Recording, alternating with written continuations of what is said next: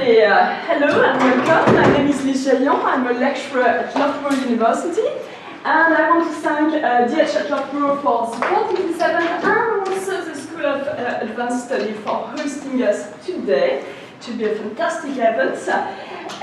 Okay, so I'm just going to say a few words about the origins of this workshop. Why did I decide to organize this workshop?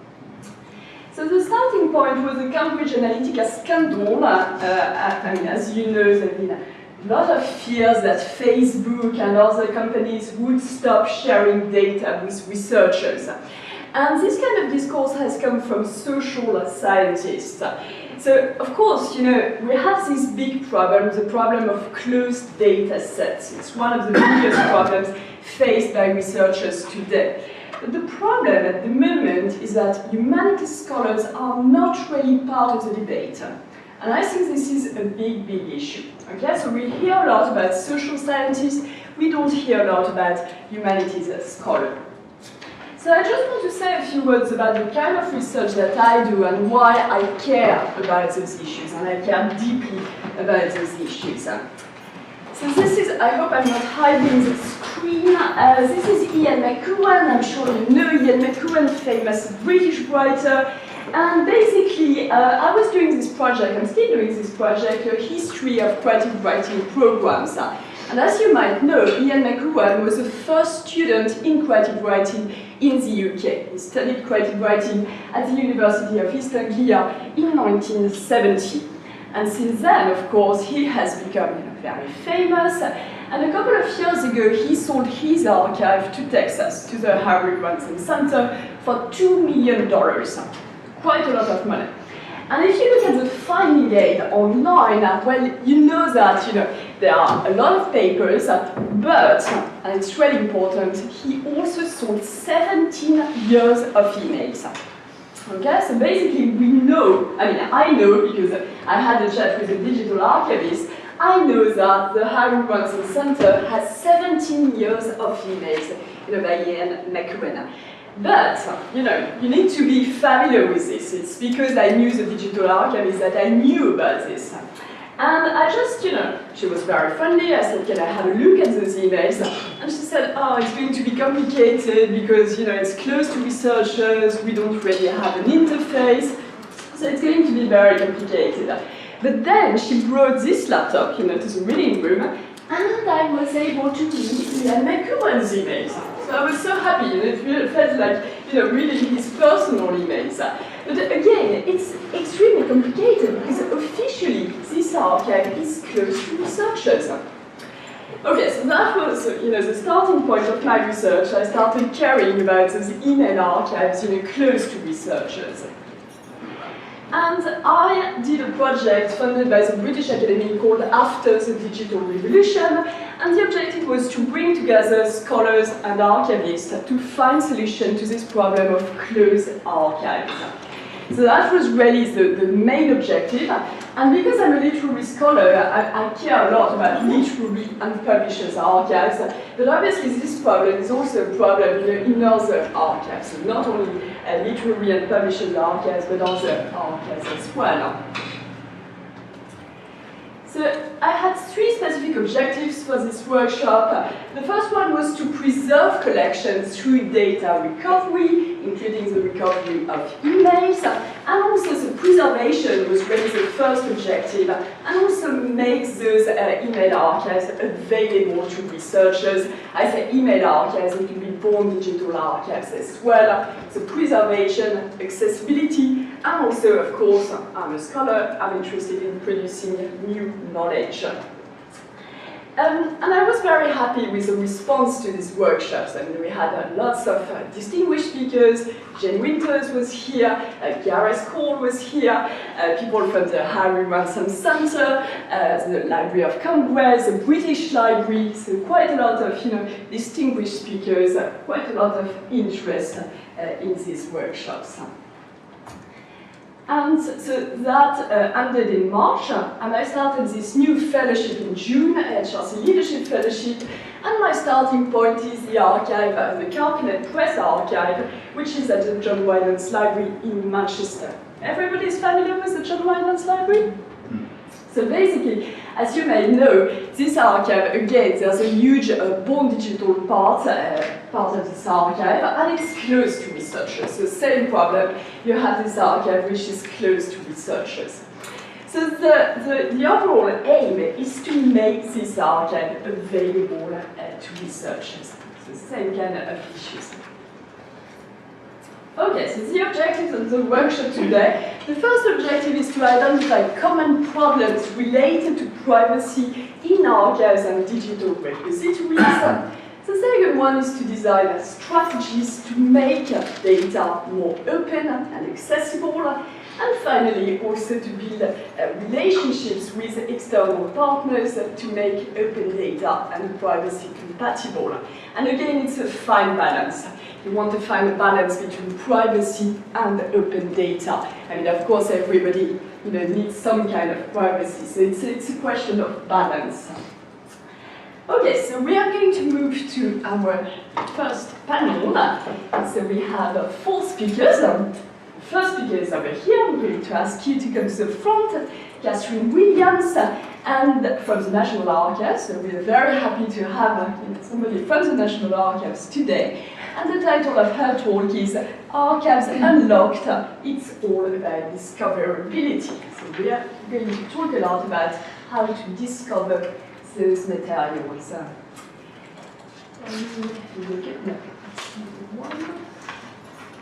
Oh, sorry, I don't have okay. No, I have no PowerPoint. Oh. Let it be said, I have no PowerPoint. So I don't quite know where to stand, really.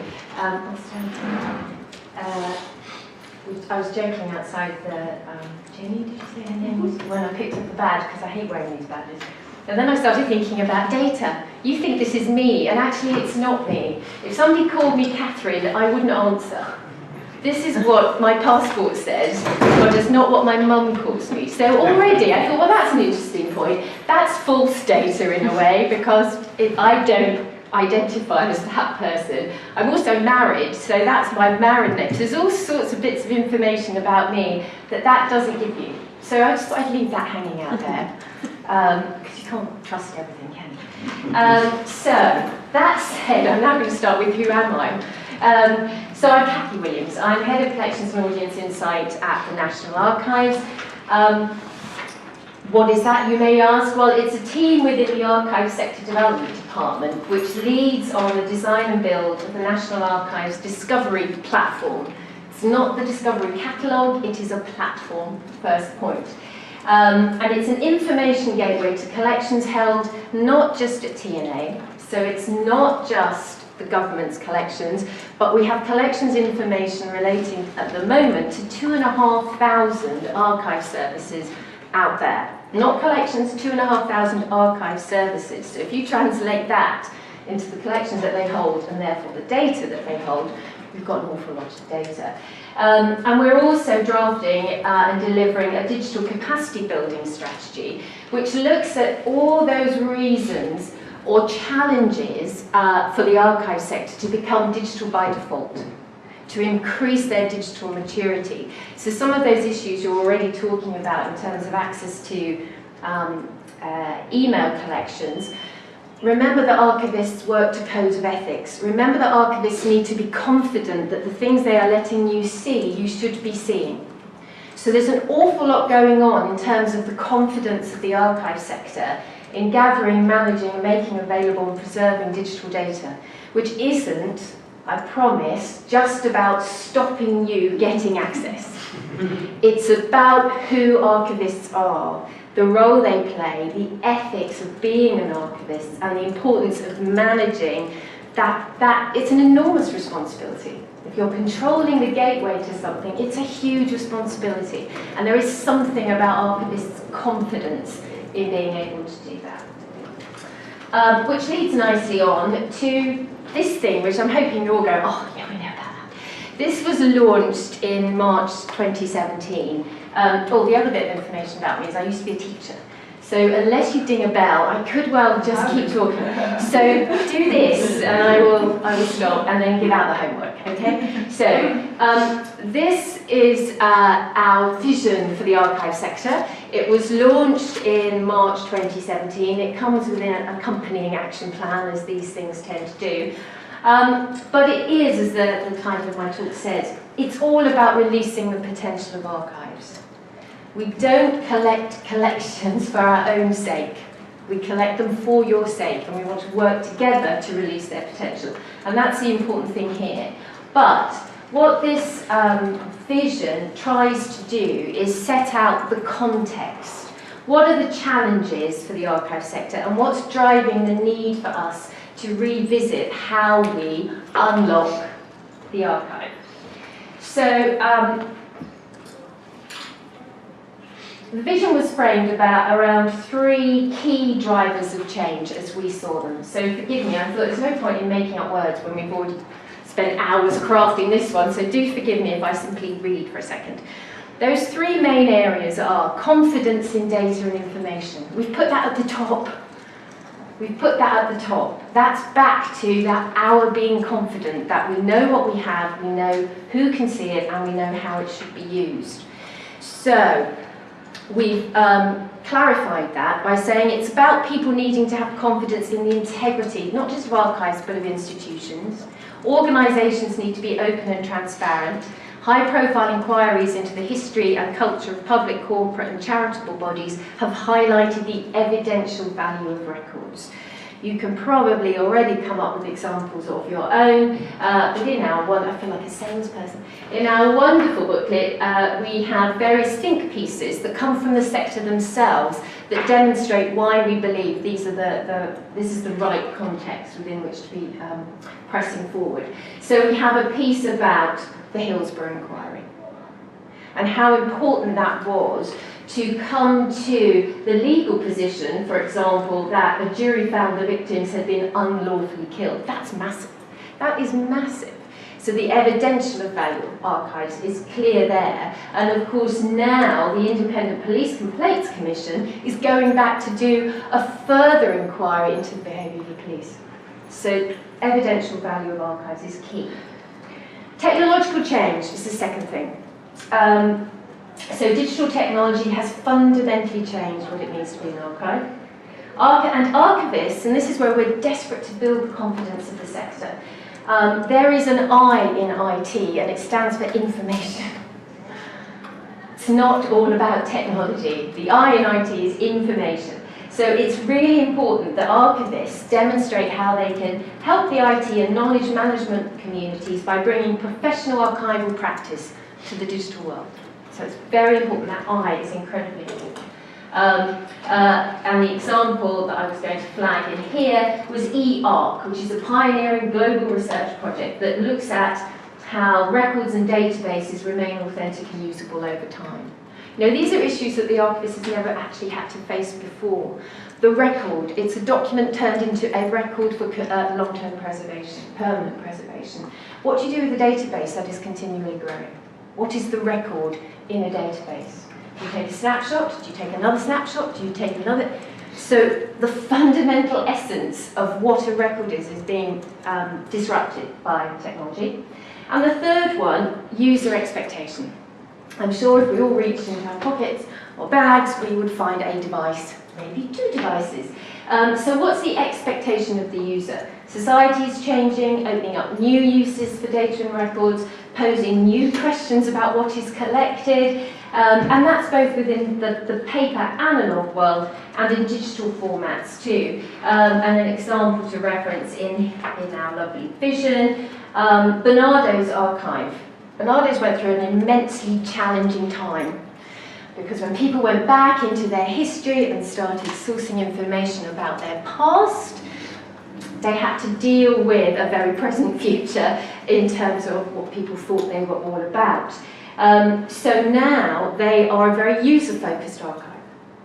So they work with their users to better understand the kind of records that they need to be sharing, the future growth of their collection, and what those records mean to individuals, which comes back to, of course, the sense of privacy.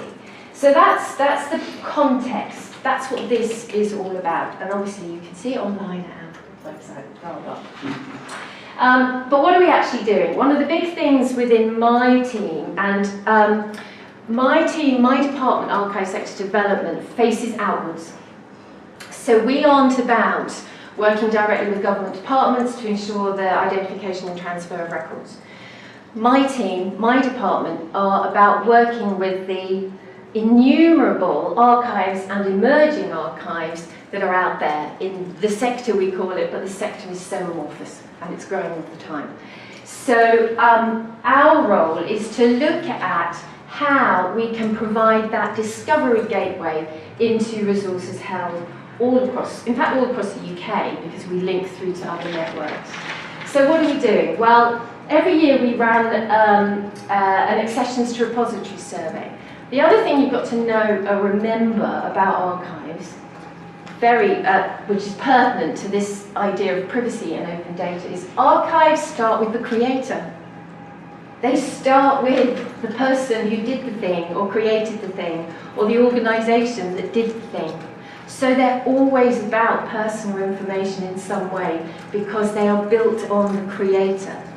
So accessioning is built around who created the record, and then the collection that is then created from what that creator's done. Now, what we're trying to do is move from systems, managing systems, to managing data sets. It's quite a shift. We normally have a system, we give you a little window like a post box, and we pour data into it and then we let you get data out of it. Now we're thinking about our systems as data sets. So we run this accessions to repository survey, we have an accessions data set. We are now letting it fly on data.gov.uk. First time ever this year, we've just put it out there. And we're also not putting it out there with any real understanding of the wider value it might have. We're playing a watching game. So we're promoting the fact that it's out there, but we want to see how it might be used, including by researchers, digital humanities or not. But that's a big thing for us. We normally go, thanks very much, but no, it's out there on data.gov.uk, as is our hospital records database, quite pertinent, 70 years of NHS. It's a wonderful chronological history of hospitals, which have changed their identity, changed their governance hugely over the last 70 years. That data set is also out on data.gov.uk. A little caveat there, it's no longer being updated. But it might be that if we get research interest, then we work with a partner to. So you can see how letting the data fly opens up lots of different avenues and opportunities. We have our Find and Archive, which is about everything from what time they go to lunch in the Outer Hebrides, the archive, and when they're doing their stock take, to the records that are available through our National Register of Archives and through our other data sets. The important thing about Find and Archive is that it is underpinned by the ARCON data set. TNA owns the reference codes for, or rather gives out references that help you identify individual services, archive services. So we hold the data set. And that data set is now being used, it was used in the Heritage Index that was created by the Royal Society, by the RSA. It's used to underpin the Archives Hub, so you can work out which service you're talking about, AIM25 and so on. So we have always managed data sets, but we haven't quite let them free, as we're hoping to do now. What else are we doing? Well, the wider context, and anyone who went to the digital presentation at TNA a few weeks ago, the wider context for TNA is our big, broad digital strategy that John Sheridan, our digital director, has developed. And he coined this idea of the disruptive digital archive. That actually, archivists really are going back to basics with digital. They're looking at basic archival practice and having to understand how, in fact, they might have to let ISAG-G go. Don't quote me on that, you are recording this, aren't you? But looking at how relevant, how fit for purpose is ISAG-G in a digital world.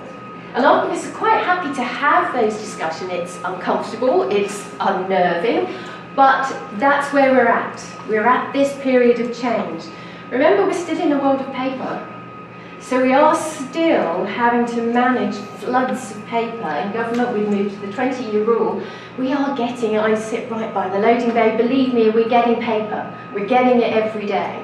So we are in this hybrid world where archivists are having to manage what is a flood now of digital data and thinking about how it should be catalogued, presented, preserved, managed, made accessible, as well as keeping on that managing of paper records. We are still in very much a hybrid situation, but that doesn't mean we're not thinking. So we have our overarching digital strategy where we're really forcing the sector to think in a disruptive way. We've published a think piece, if you like, on digital cataloguing practices. Dare I say, we're looking at doing something with hierarchies. You know, that's how archive catalogues work, as hierarchies. But in a digital world, is that appropriate?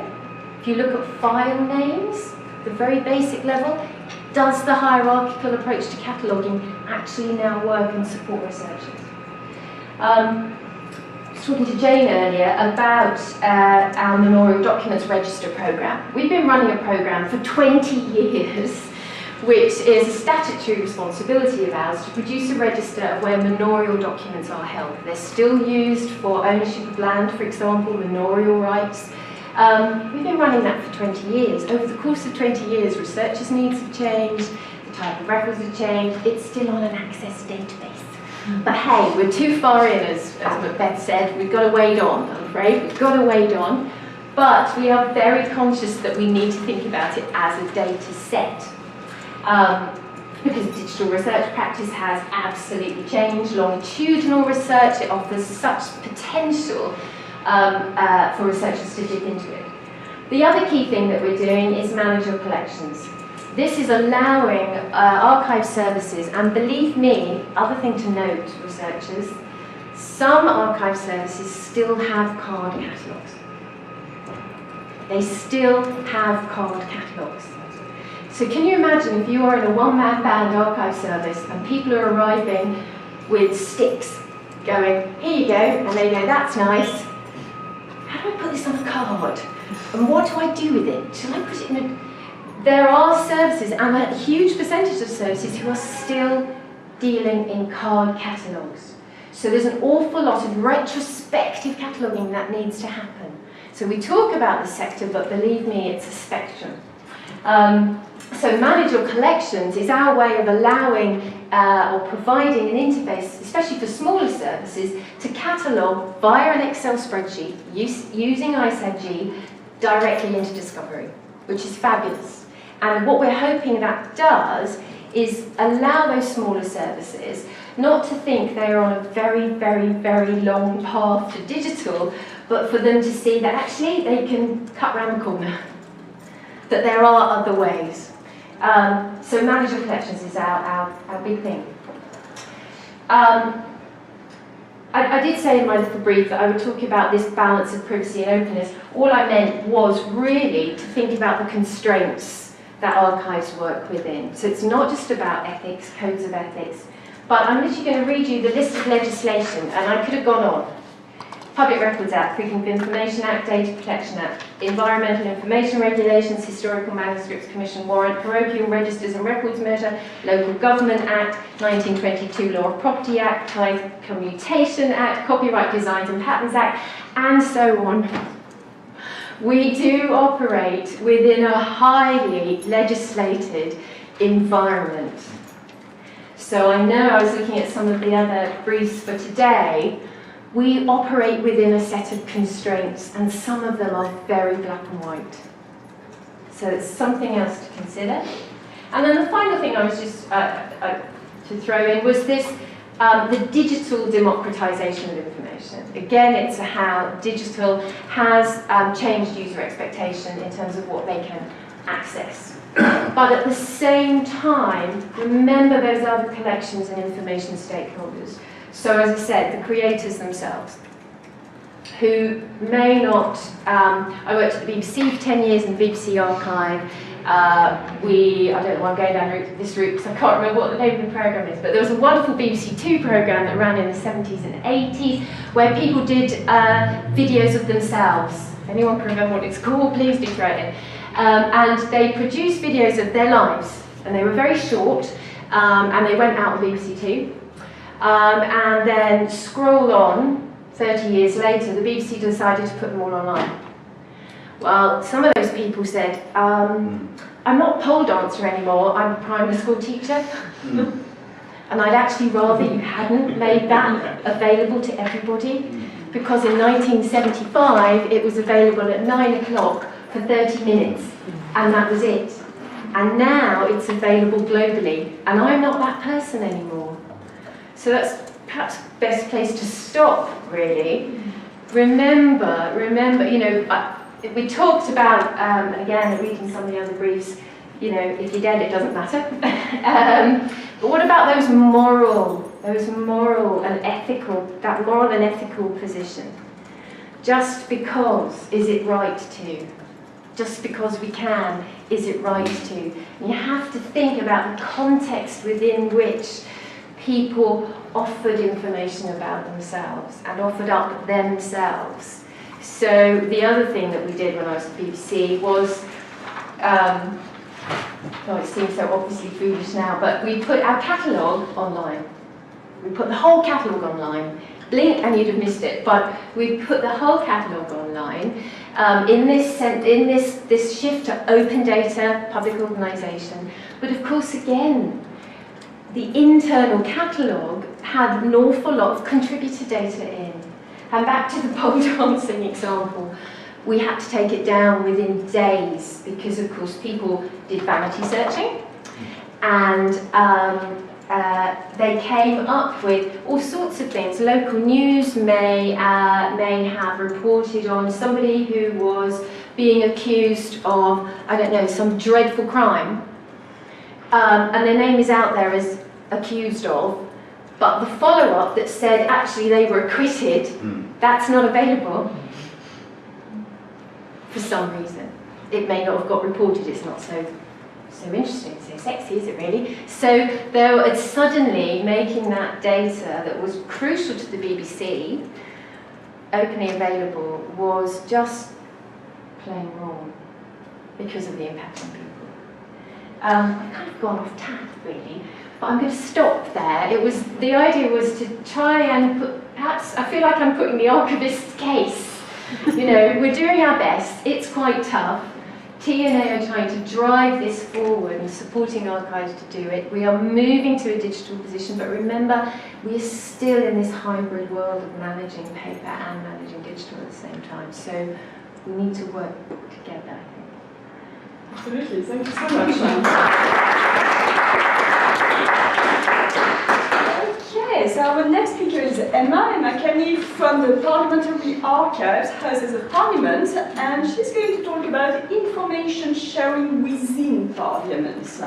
And I believe you have a PowerPoint presentation.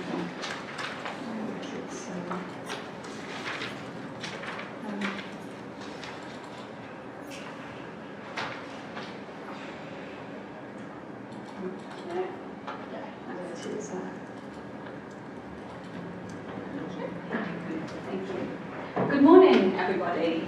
First of all, thank you very much for inviting me to present a paper today. If anything, it's just nice to get out of the office for a day, especially on such a lovely day. But actually, it's going to be a pleasure to stand up here and to share some of my team's recent experiences with you all, especially about open data and information sharing. And that's what my paper is going to focus on today, information sharing within Parliament. If we share information more openly within an organisation, can we support new, more efficient ways of working, essentially? A little bit of background information about myself before I dive in, though. I'm a Midlands-born girl that somehow has found herself in the midst of London, working as a corporate records manager now in the Information and Records Management Service. That's IRMS for short, which is less of a mouthful. I've been working in the team for about a year and a half now. I first started out as the assistant records manager in a team. And then prior to that, I was working as an assistant archivist at the Black Cultural Archives in Brixton for about 18 months. I've got a master's in archives and records management from UCL, and my master's thesis focused on open data within the NHS and the records manager's role within that as well. And this thesis has been published as part of wider research into open data, published by the international research group Interpowers. And then, incidentally, I also completed my English Studies undergraduate degree at Loughborough University, so a nice little link there. So my current team, IRMS, that's meant to be an organisation on the chart, but because we're quite a big office, it's really small to see. We are a relatively large team for records management. We're made up of 10 qualified records managers.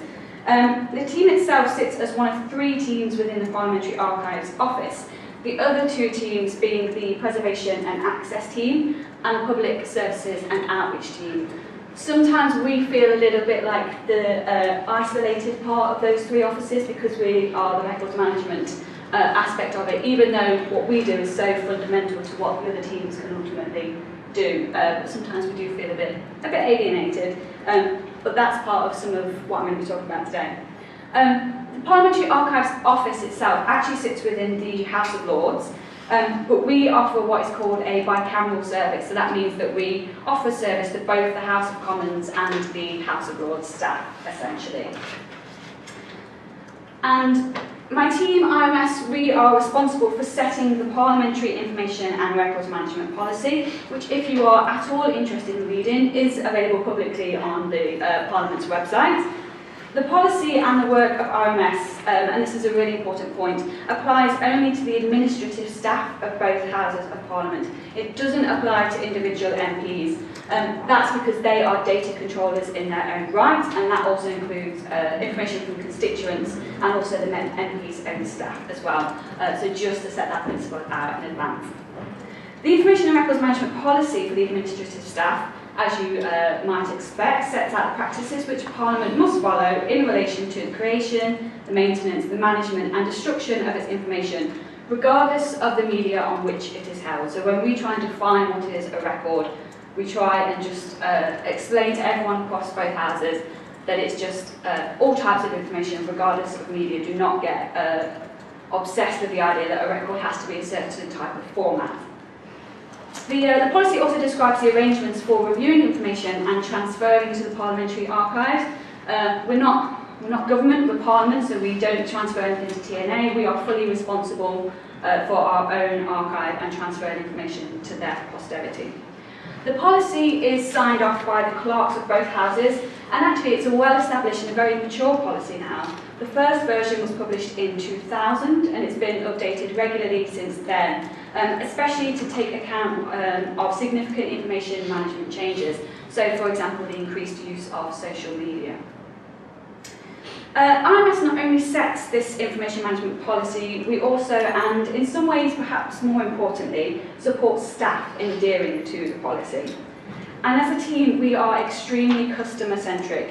We have a customer service charter, which sets out the services we provide in detail, and essentially what our customers across both houses can expect from us. Our fundamental aim, our very raison d'etre, if you like, is to help staff manage information more easily, ensuring it is available, held securely, and disposed of appropriately, whether that's deleted permanently or transferred to the archives. At the moment, all of our time and all of our energy as a team is focused on a project in conjunction with the Parliamentary Digital Service, and that's to roll out Office 365 to all administrative staff. And part of the project includes replacing the organisation's central corporate repository, which is an electronic document records management system, an EDRS for short, because we like acronyms, and replacing that with Microsoft SharePoint Online, essentially going from something that looks a little bit like this, yes, to something that looks like this. There are various motivations and reasons for this rollout project, and I will not bore you with the full history of them, but one of them is simply that the EDRMS that we have will soon be out of support, and so it needed replacing. While SharePoint Online becomes our new central corporate repository, we're also adding on additional records management software so that our records management requirements can be fulfilled. because native SharePoint Online isn't quite there yet. Who knows where it will be in a year's time though. And it's this rollout project where the information sharing comes in. With the project comes the opportunity to embed principles of openness in practice, including encouraging change in how staff search for, discover and reuse information. And part of this opportunity is the new system itself. Sharing and collaborating is easier in SharePoint Online than in the traditional system. But the bedrock to this change is really something called the information sharing model. And that's a model which aligns with Parliament's objectives of promoting openness and collaboration. The basis of the information sharing model is that non-sensitive information is open and accessible to all administrative staff of both houses, providing them with read-only access to that information. Opportunities for reuse, according to the model, will be proactively sought and considered from the outset. Simultaneously, the model is as much about protecting sensitive information as it is about opening up information. Again, there's that balance between open and privacy. Access to information will only be restricted where there is a defined and valid reason, and only to the extent necessary to meet the statutory, business and security requirements. And with the model, we are trying to better exploit our information and ensure we get ongoing value from it. For those of us from an archival background, the motivations for ensuring the ongoing value of information can be seen in these words. As a rule, the papers of a given generation are seldom required after their reception and primary use. But when all personal touch with that period has ceased, then these records assume a startling importance, for they replace hands that have vanished and lips that are sealed. With the model, we also want to reduce barriers to collaboration, information sharing and reuse, and we also really want to establish a positive information culture based on sharing and openness. And the importance of this is summed up well in the 2016 report, Better Information for Better Government. There is a virtuous circle of information management where civil servants are persuaded of the value that they get from the broader corporate memory, and so commit to adding to that memory for their day-to-day work. By encouraging individuals to behave more corporately, removing barriers to effective memory creation, and facilitating the retrieval of valuable business information for day-to-day use, departments can start the virtuous circle in such a way that it becomes self-sustaining. Our information sharing model represents a change and a shift in how we embrace openness within Parliament. With our current system, there was, in theory, a principle of openness, and teams were encouraged to only lock down sensitive information where needed. However, with the way that the system worked and it had many layers of hierarchical folders, most teams would by default have their team information locked down. And we realised very soon that staff are more likely to proactively close down information and restrict access to it than they are to proactively open it up. There seems to be an intrinsic fear of opening up information, even within the safe confines of being within Parliament. So, for example, all of the administrative staff that work at Parliament are security cleared. All of them have a responsibility to manage information effectively. Yet there's still an adverse opposition to proactively sharing information, even within that relatively safe and risk-free environment. And we witnessed this opposition with the EDMS, but also when we first introduced the information sharing model. Initially, the model was actually titled Open by Default, yet we quickly learned that we needed to change the title to something that at least seemed less risky. The words open and default, when mentioned, instantly drew barriers, and it didn't immediately or clearly express, I suppose, that balanced principle of protecting sensitive information whilst also opening up non-sensitive information. After much deliberation and many calls for creative titles, we landed on the title Information Sharing Model, and the model was approved by the Parliament's Information Authority in February 2017. Incidentally, we aren't the only organisation to use such a model. Indeed, we're not even the only Parliament to use such a model. The Scottish Parliament has an open by default approach to its information, and it actually goes one step further. So that provides edit access, not just read access, by default to all administrative staff. So here's the technical bit. How do we put the model and its principles into practice? Well, we've designed the information architecture and access permissions for all new SharePoint sites that we're moving to align with this model. So each team will get a standalone SharePoint site which will include an Office 365 site group containing the members of that team. And that gives them permissions to view and edit documents, as well as the team calendar and the team inbox that all comes along with the site. The rest of the administration are then added to a visitors access group, which provides that read-only access, and that is applied to all non-sensitive information on that site. During the site design process for a team's new site, RMS, so our team, will identify, with the team's help, where sensitive information is being held, and this will then be marked appropriately, so for example with a restricted access disclaimer in the title. And then the restricted access permissions are built in accordingly. In advance of their new site going live, so that we know this has all been built in from the very first day that they start using their new site. And this is where you were sort of saying yourself about how we are, there's information in IT, and we are really having to push the boundaries of what we feel we have the confidence to make decisions about. So we are designing the library structures for new SharePoint sites. We're not just telling people how to manage information, we're actually going from scratch and designing it, being as creative with our classification scheme as we possibly can, because it's very hierarchical with many different layers, and that doesn't translate well to SharePoint. So we're really pushing the boundaries of what a records manager could or should do, and it's quite exciting. So here's an example of a site. You'll see the document libraries down the side. We have folder structures in place, but we are very much moving away from deep layers of folders in SharePoint. So we're saying no more than 2 or 3 layers deep. Essentially because with the old system it took about 5 or 6 clicks before anyone even got to any information, which if you're doing that all day is a lot of time wasted on clicks. So the architecture of these sites therefore should improve productivity with less duplication of effort. Essentially, why will we reinvent the wheel when we can simply keep reusing it? There is an increased ability for cross-organisational collaborative working, and also as records managers we see an increased integrity of information if it's open. There is one version of the truth, and we know that we are both preserving and utilising corporate memory as well. We also at Parliament have a record officer network that we manage as a team, and that is essentially a network of super users who act as the go-to point locally in their teams for information and records management queries. And these record officers, as part of their role, are responsible for proactively monitoring access controls on sensitive information on their sites as well. One very real risk of this approach, though, is that of information overload.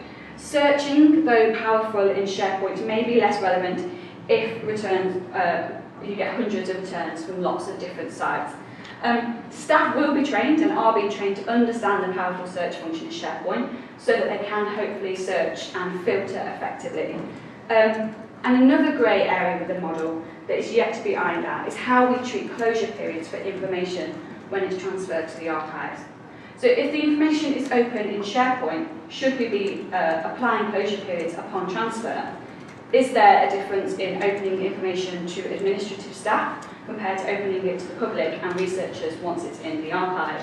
And as the model continues to mature, we are continuing to grapple with these questions, but we hope to have answers to them. I think it's especially difficult when we are transferring digitally, because it can end up in the archive and ready to be accessed so much quicker as well. So I'm sure you're wanting to know how the information sharing model is going down with staff and how they are receiving it. Well, we're successfully applying the visitors group appropriately to sites as we roll out, and we should, fingers crossed, be finishing the rollout later this year. Whilst we experience some resistance to the model when first engaging with staff, this is usually, we found, a consequence of clarity or misconceptions about what the model means. So they hear, again, a bit like calling it open by default to start off with, they instantly clam up with the idea of it. Once the basic principles are defined clearly, and there is a reassurance that this in no way means that we want to share sensitive information, then staff are calmed and more receptive to the model. It's about explaining that it's as much about protecting sensitive information as it is about opening up non-sensitive information. As we progress further with the rollout as well, we also have an established precedent of this in practice, and that in itself makes it seem less scary. You're not the first team to have to open up your information. You can see it's happened before, and it's working really well. So the further we go along, the less scary it seems to the remaining teams. We also developed some lunch and learn sessions that we ran for record officers as well, just to get them into a room and try and explain exactly what the model means. So again, make sure that it's really clear for them. And there are, of course, some teams who, because of the very nature of their work in Parliament, they have whole sites that are completely restricted, and it's not appropriate to open up any of their information. But these are very much the exceptions in Parliament.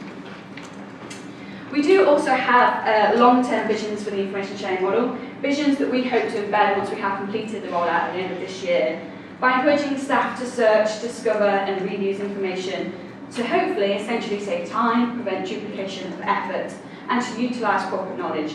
We can start to see the model becoming a bedrock to knowledge sharing. And then RMS as a team, we will then be able to go beyond information management and start stepping into the realms of knowledge management.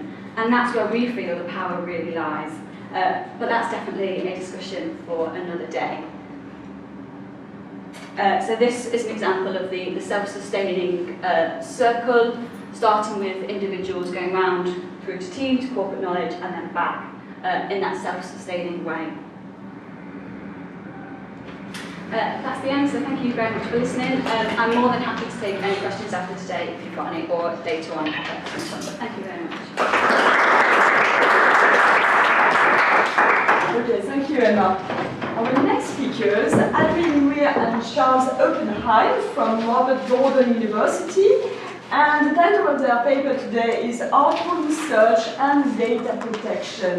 So I'm just going to put your slides on the screen. And we have plenty of time, so let's go there.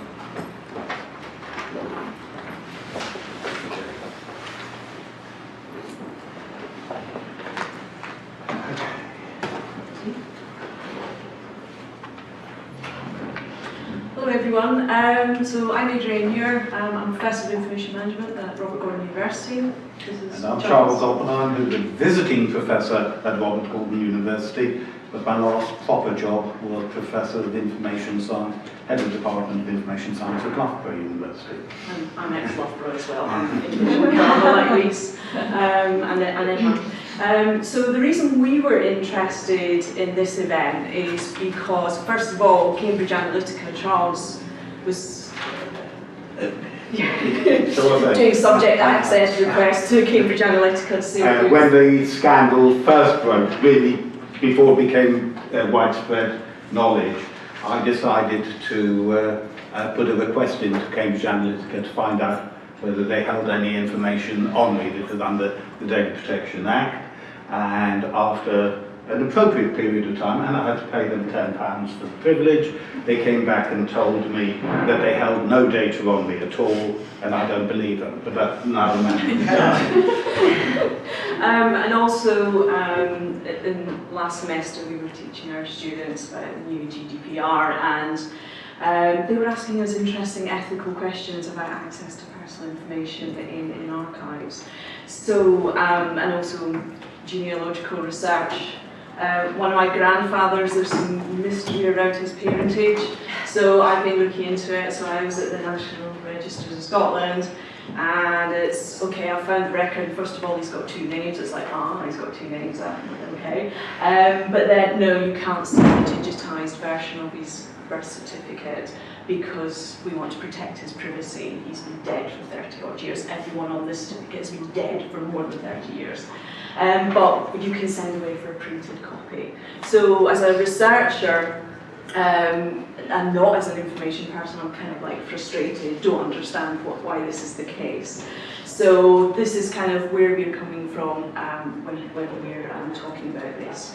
We're probably going to reiterate things that both Catherine and Emma have said, including the ethical issues, expectations and things like that.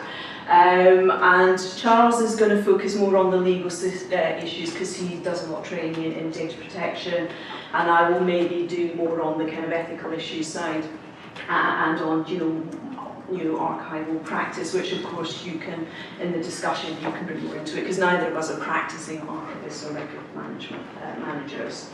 So we thought, we weren't sure what people would know, so Charles is going to say something about the law as it is now, and how that applies to archives. And then I come in at the part where how do archivists manage access to personal data, and that will be expanding on the things that Catherine said. You know, it's not just a case of, you know, we can't be bothered or whatever. And then some of the ethical issues, including this balancing act between research, which is a public good, and protecting individuals and the balance there. And then at the end, Charles has got some questions. He's kind of trouble-causing questions at the end. I hope so. Just to hopefully, if you want to have a debate about it at the end. Okay, ready? Right. Okay. Right, well, let me start off by talking about the Data Protection Act.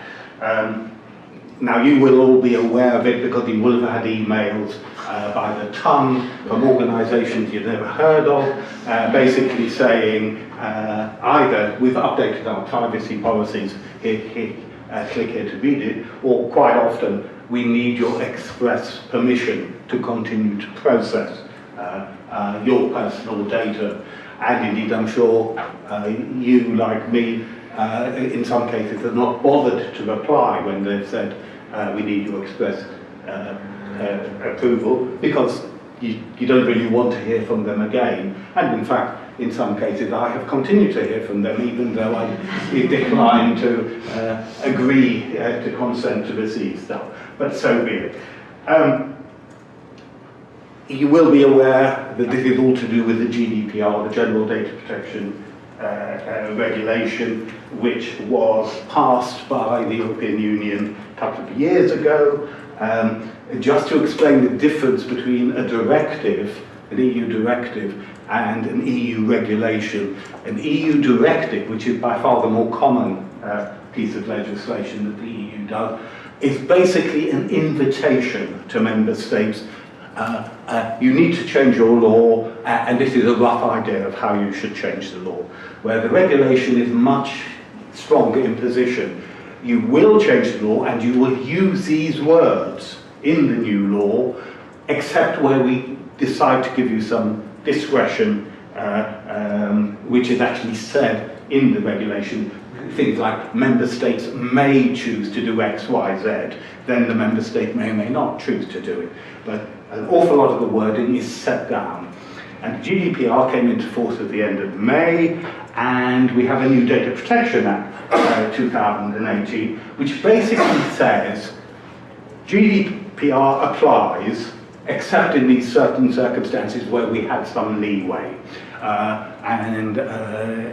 One of the bits of leeway, for example, which you'll be familiar with, is the fact that the government has got certain opt-outs from its obligations when discussing immigration personal data.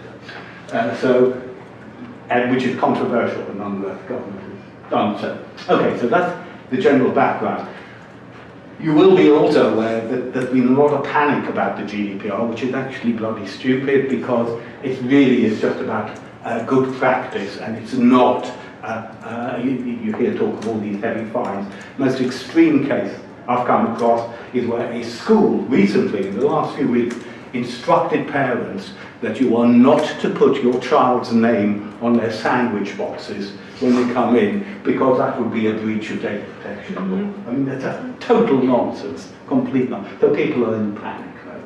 Anyway, okay, these are some of the definitions, and the most important one is personal data, which means any information relating to an identified or identifiable natural person. Natural person is a human being, but that's the wording we have.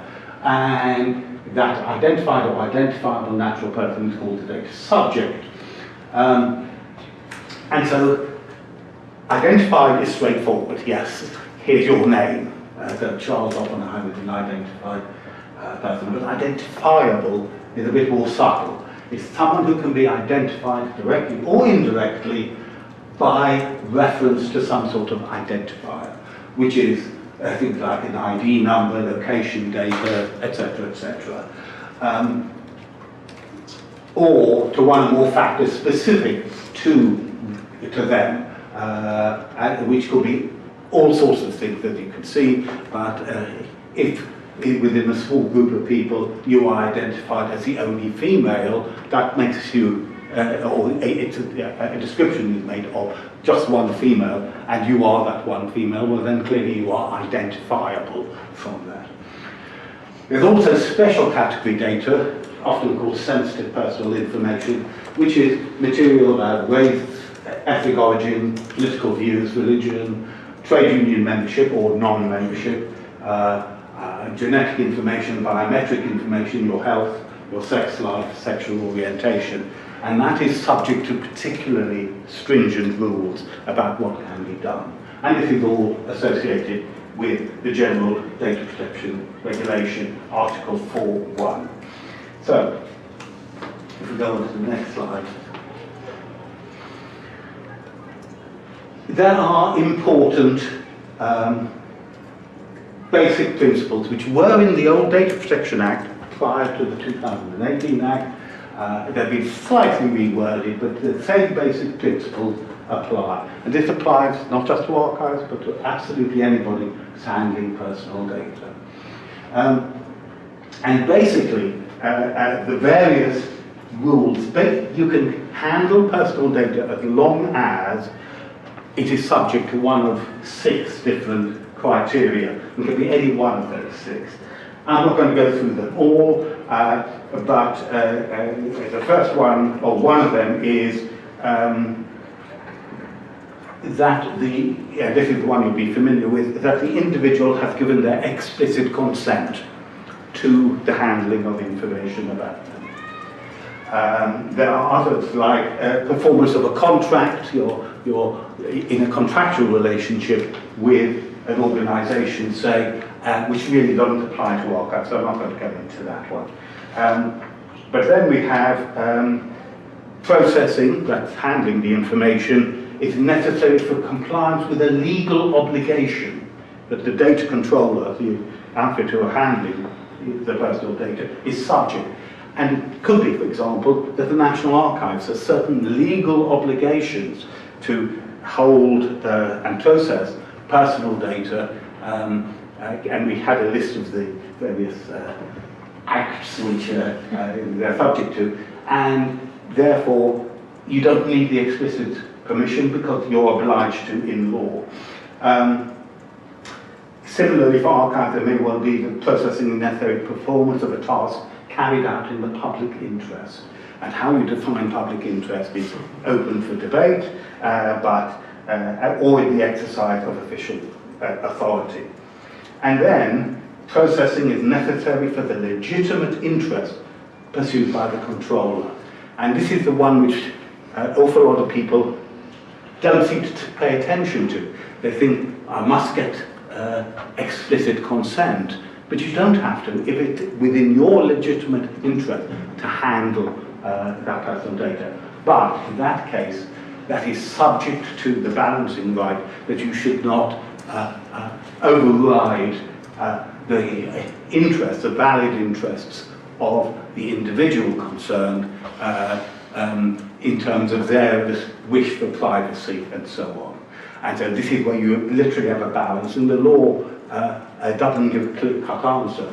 This one, again, might be a case which could come up in a court case. The organisation says it's in our legitimate interest to handle the information, and the individual says, but my privacy comes first. So that is, if you like, the most important part of it, that you are legally allowed in one way or another to process the information. So that's the lawfulness.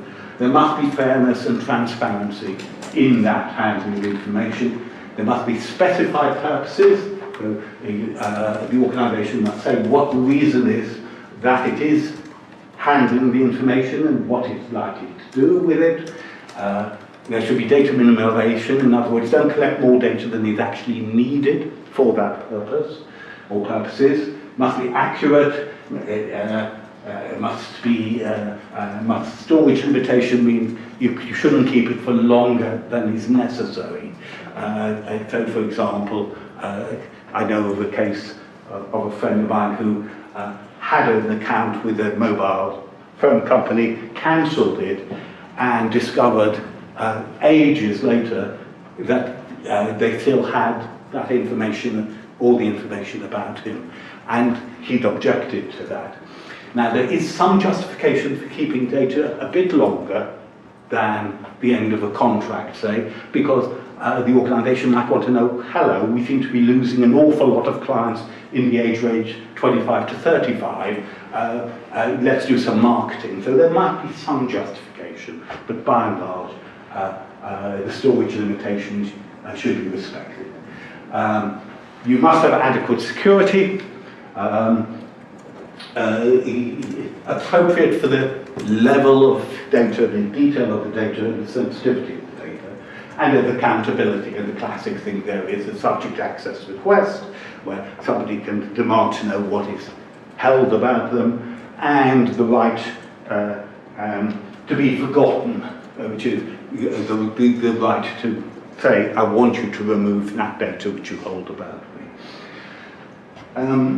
So, if we go on to archiving personal data for research, we need to distinguish between the original research and the archiving, and the rules are slightly different for the two purposes.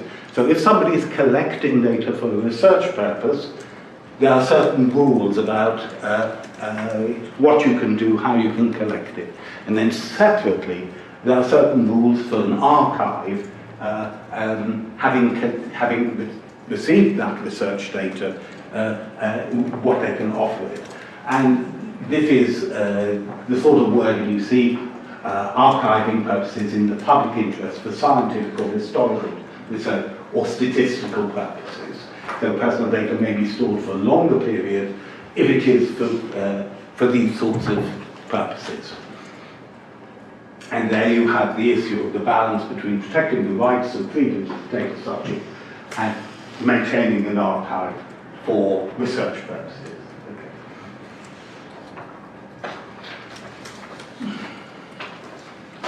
Okay, so this is a little bit more detailed. The Protection Act 2018 scheduled to Part 6.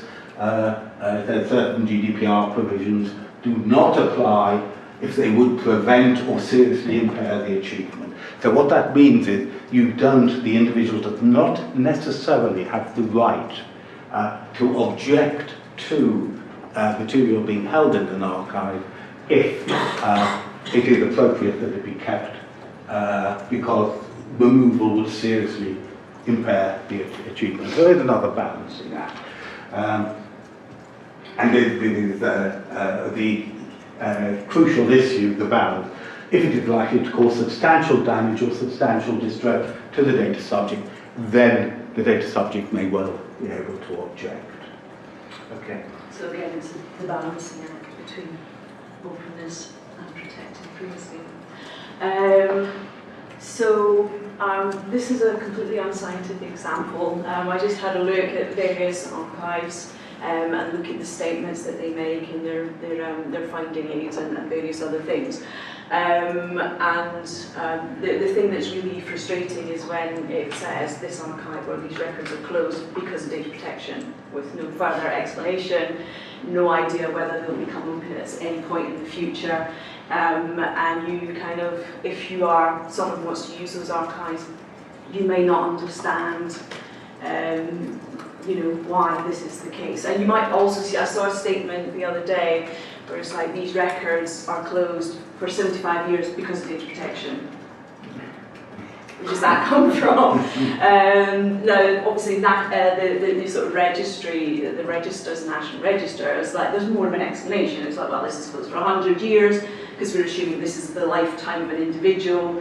And so if the record is 100 years old, we can presume they're dead and then we can provide access to it. But something that I saw was, it was not about data protection as such, it was about privacy. So it was about human rights and defamation as well. So the right to respect for private and family life, the right to respect for reputation. And that can be frustrating, particularly for humanities researchers, because what you're looking for is we want to know about this individual group of individuals, relationships between these individuals. We want to know about scandals. We want to know about, like my papa, like what on earth was going on, and was it all covered up? Whose real dad is? So it might actually be more about privacy, as under the Human Rights Act, rather than data protection, and of course right to reputation. Although the law changed in England to make it harder to sue for defamation, it's still doable in Scotland because they haven't quite changed the law yet. It might be other reasons as well. It might be confidentiality, it might be law of confidence. And Lisa, when you were saying about the Ian McEwan email archives, it would be interesting to know why you can't get access to the emails, because you think, well, what is the point of them being in an archive if they're not available for research? So, you know, it'd be conditions imposed by the depositor of the archive. And we'll come back to that and we'll talk about legal issues. So there's also the Public Record Acts and all the other ones that Catherine said as well. I just put Public Record Acts, so you have the 20-year rule or whatever. There are reasons for all these things, and it might be, you know, for a government to function effectively, and the same with the Freedom of Information Law. There's certain exemptions for that. But it might be other legal reasons, either human rights or some sort of contract or law of confidence. And that's why the records are closed, because, you know, we've got this archive on the condition that certain parts of it or all of it is closed. So it's not just data protection or privacy. So you know, the way that archivists and archives manage access to personal data, well, it is just that it's closed. And that's the one that's the most frustrating for researchers, particularly if you don't know why and if it's going to become available in the future. And there could be all sorts of interesting research that could be done, but it's being blocked. And it might be that data protection is cited with no reason given. It might be that it's not clear if the archive is going to be opened. Another thing that's frustrating for researchers, but you can see why in professional practice what happens is blanket rules. So for example, you know, like birth certificates, marriage records, whatever, we just say 100 years, 70 years. And why is that? Why are those blanket rules applied? Well, it could just be the large volume of records. That, you know, we can't go through every single one. And, you know, like, for example, my grandfather, who would have been 100 this year, so if I'd waited until the end of the year, I could, you know, see it more easily. But, you know, he's been dead, everyone around him's dead, so, you know, it's kind of like really frustrating for a researcher that there's this blanket rule. But it might be for practical reasons that you can't individually go through records. Other approaches are more a risk-managed approach. I've got something coming up with Wellcome Trust. Now, the Wellcome Trust have got sensitive data, I mean, health and all the rest of it. And they actually publish their kind of like their thought processes, their approaches to actually deciding what to make open, either on the premises or not. And they will have various sort of like categories of risk, and so, you know, if permission's been given by anyone whose personal data is there, well then, you know, they can make it open. If it's already public information, it's already out there, then there's less likelihood of there being any additional distress or damage caused, which is not really the case for the programs you were saying from the 70s and 80s, because I don't remember them, no one here remembered them. So even though they were broadcast, it was fleeting, it was something that happened and is gone, it wasn't repeated, it's not, you know, but making it available online makes it a bit more permanent. The sensitivity as well. And that could be because it is those categories, those special categories of data, which again, as I was saying, for researchers, those things might actually be of interest when you're trying to tell a story about someone and their lives and their works and their relationships with other people to understand why things have happened. And then the on-site and digital access. And in some cases you can understand saying, well, digital access is publishing something, making it more publicly available, there's more likelihood for it to become known and for distress and damage to be caused. But say in the case of statutory records, they're not made available that way. You have to pay to get access to the digital version. It's not just that it's out there. So what's the difference between giving someone access to the digitised record and making them send away for the paper record? It doesn't really make, well, it doesn't make sense to me for that sort of thing, because they're not just digitised and out there. And this last one, the likelihood of damage and distress, and that's what Catherine was saying. You've got stewards, information professionals, records managers, archivists. They're having to take decisions on the likelihood of this happening, and they have a responsibility, a legal responsibility and an ethical responsibility to think about, what's the impact likely to be of giving third-party access to this data. And then you've got the kind of tension with the people who want to access the data for what they see as legitimate purposes, and then the responsibility that the archivist has to protect the individuals in that data. And again, the risk management approach might be, again, because of the large amount of records, so we're going by risk management. We're not necessarily going through case-by-case basis. We've got cases of, have we got permissions, have we not got permissions, etc. Now, the case-by-case approach is the one, I guess, that would be the most satisfactory for researchers. So it could be that the poor archivists have, at cataloguing or appraisal stages, have kind of made an assessment of whether this can be open or not, which would be a whole load of work. I mean, how many emails were there? 17 years of emails for the EMQ archive, and the Carcanet Press is however many years as well. There's that, which is maybe not practical, but it would be useful if you could say, well, this is closed, but you can talk to the archivist, and a decision can be made on a case-by-case basis. And I have seen that in some of the information provided by archives, but not by all. They just say it's closed with no further explanation. So that could be a good thing, or it could be frustrating for the researcher.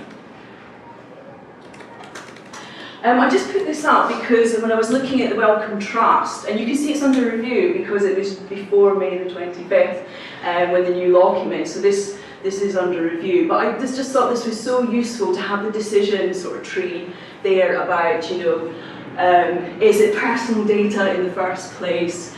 Actually saying what personal data is. It's a living individual that can be identified, and relevant filing system was the old Data Protection Act.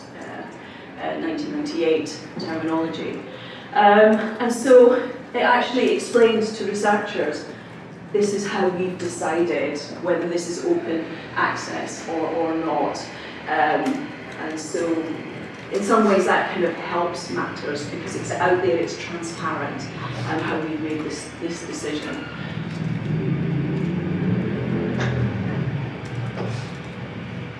So just kind of following on the ethical issues, and those of you who are researchers, you might want to comment on this later, but I mean, ideally an archive or archivist would be transparent as far as possible on access restrictions, and why it's necessary to restrict access to these particular records or this set of records. And another, it's maybe more a resource or practical issue than an ethical issue, but the granularity of the assessment process.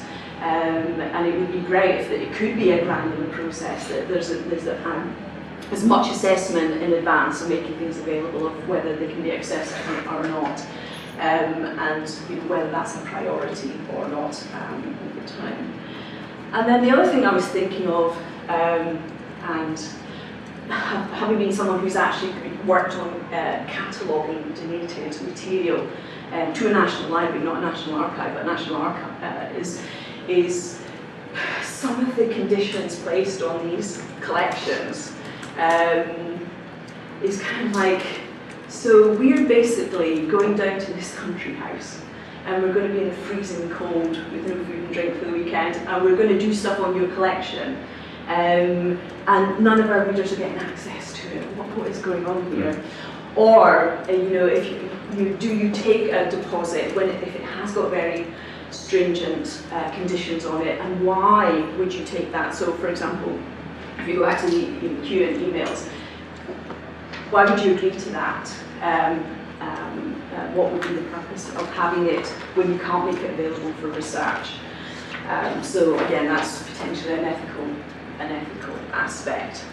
But what it always comes down to at the end of the day, this is personal data. It's about human beings, living human beings, and the people around them as well. So, I mean, I was thinking about the school teacher. I don't know how old she is now, but I wonder what our kids think if they saw that video as well, and what the impact would be on them. It always comes down to the balance between the rights of individuals and how they're expressed in law, what rights they've been given, and whether you agree with those or not. I know my students, I was quite surprised because they were very much down on we should be providing access to this personal data, even though they're training to be librarians and records managers. Then you've got freedom of expression, which is research, academic freedom to be able to do research and to bring new knowledge into the world that will be of a public good. And where should the balance lie? What should weigh more, in what circumstances? Okay, so I think we're going back to you now. Yeah. Okay. And as Adrian said, this is very much a risk management type of approach is required, and a balance has to be decided upon, and maybe a policy within that balance. And there are very similar issues in another area which I work in, which is in copyright, where materials are maybe held by an archive or what have you, and somebody requests a copy and it's uncertain whether this material is still in copyright, or if it is, who the owner of the copyright is, and the archive or whoever owns the collection has to make a decision. Do we risk it? Do we pass it over and we might perhaps get sued for copyright infringement? Or is the risk so small that it's okay to do that? And some organisations are very risk averse, and some organisations are much more robust about it. But it's really up to the particular organisation to decide how risk averse it is. Anyway, concluding questions. Implicit in all that we've said is, are archivists using data protection as an excuse to avoid too many access requests? Because they believe, probably rightly, that the requestor will just accept, oh, it's a data protection problem, yes, okay, I won't argue about it. So is that being used as an excuse, or is it genuine ignorance on the part of the archives?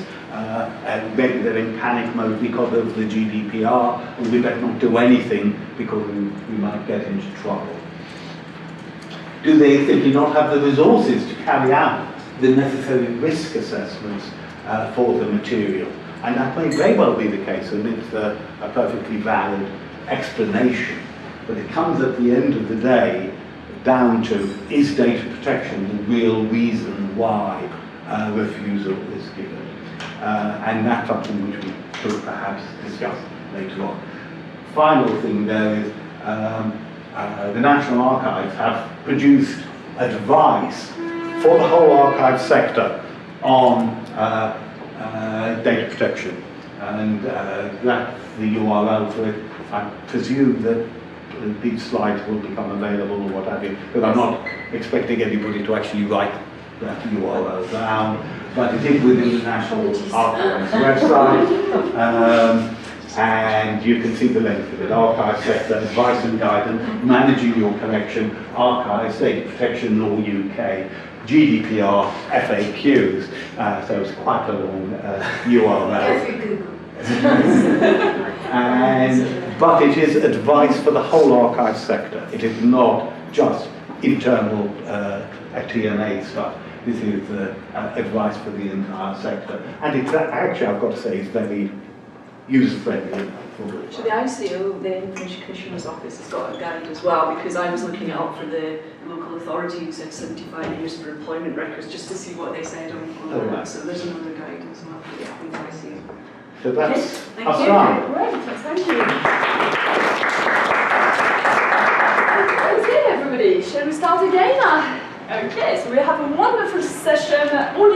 speakers, basically. So the first speaker is very cool. And he's going to talk about, can personal data ever be fair? And then essays, and then we'll have a short discussion before moving on to our keynote speech.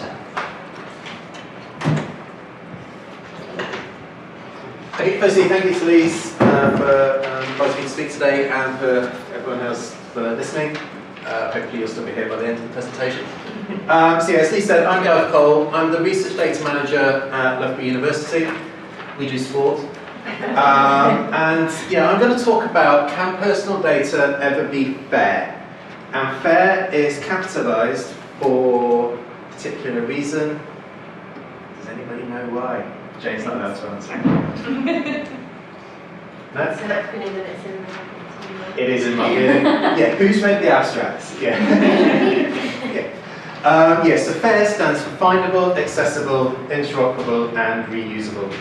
And there are a set of principles that in the research data management world at the universities are how data should, in inverted commas, be managed. Should being the operative word, managed being another word that we're not going to talk about today. So, as I said, I'm the Research Data Manager at Loughborough. One of the things I do is manage the Loughborough Data Repository. I'm also apologies for the length of the name, a cooperative member of the University Ethics Approvals, brackets, Human Participants, close brackets, Subcommittee, and a member of the University Information Governance Subcommittee. I'm not on any of the full committees. So the middle one is basically ethics, and this one is basically data protection. I also do research, in inverted commas, as part of my day job, so as part of data manager, and that involves living people, and I have a background as a historian, and that involves dead people. And that is relevant, obviously because we talked about data protection, but that's relevant for something I want to come on and talk about a bit later during today's presentation. I have a personal Twitter, and a work Twitter, a personal Loughborough email, and a work Loughborough email. If you ever want to get hold of me, one of those four will get through to me. So I've got some opening thoughts, and don't shoot me. Is open data the right word to be using in the context that we're talking about today? Should it be more around concepts of shared data, accessible data? Those of you who work at universities, I know not all of you do, this is from the ESRC, so the Economic and Social Research Council, clarifications of their data policy. Openly available research data with as few restrictions as possible means in the ESRC, so in the social science effectively context, that research data will be made available for reuse, free of charge as open data, safeguarded data, or controlled data. So this is ESRC, which is effectively the social science government funder. It's broader than that, but for shorthand terms. They're saying that open data can be controlled data. So being controlled data doesn't mean that the data isn't open. Which is why I have that first statement on, is open data the correct phrase that we should be using, that I feel we should be using today. I also, again, I'm not going to touch on this much today, but I just want to emphasise really that qualitative data, particularly in personal data in the social science world, is very different to quantitative data in terms of what you can and can't do with it, how you anonymise it, can you anonymise, can you de-identify, should you de-identify. And again, I'm not going to cover that in massive detail, but it's something I want you to bear in mind when I'm talking today. And we've covered this, but I just wanted to emphasise it. It's not just digital data, it's analogue data, samples, physical elements that we're talking about as well. So, you can imagine what the next 4 slides are going to look like.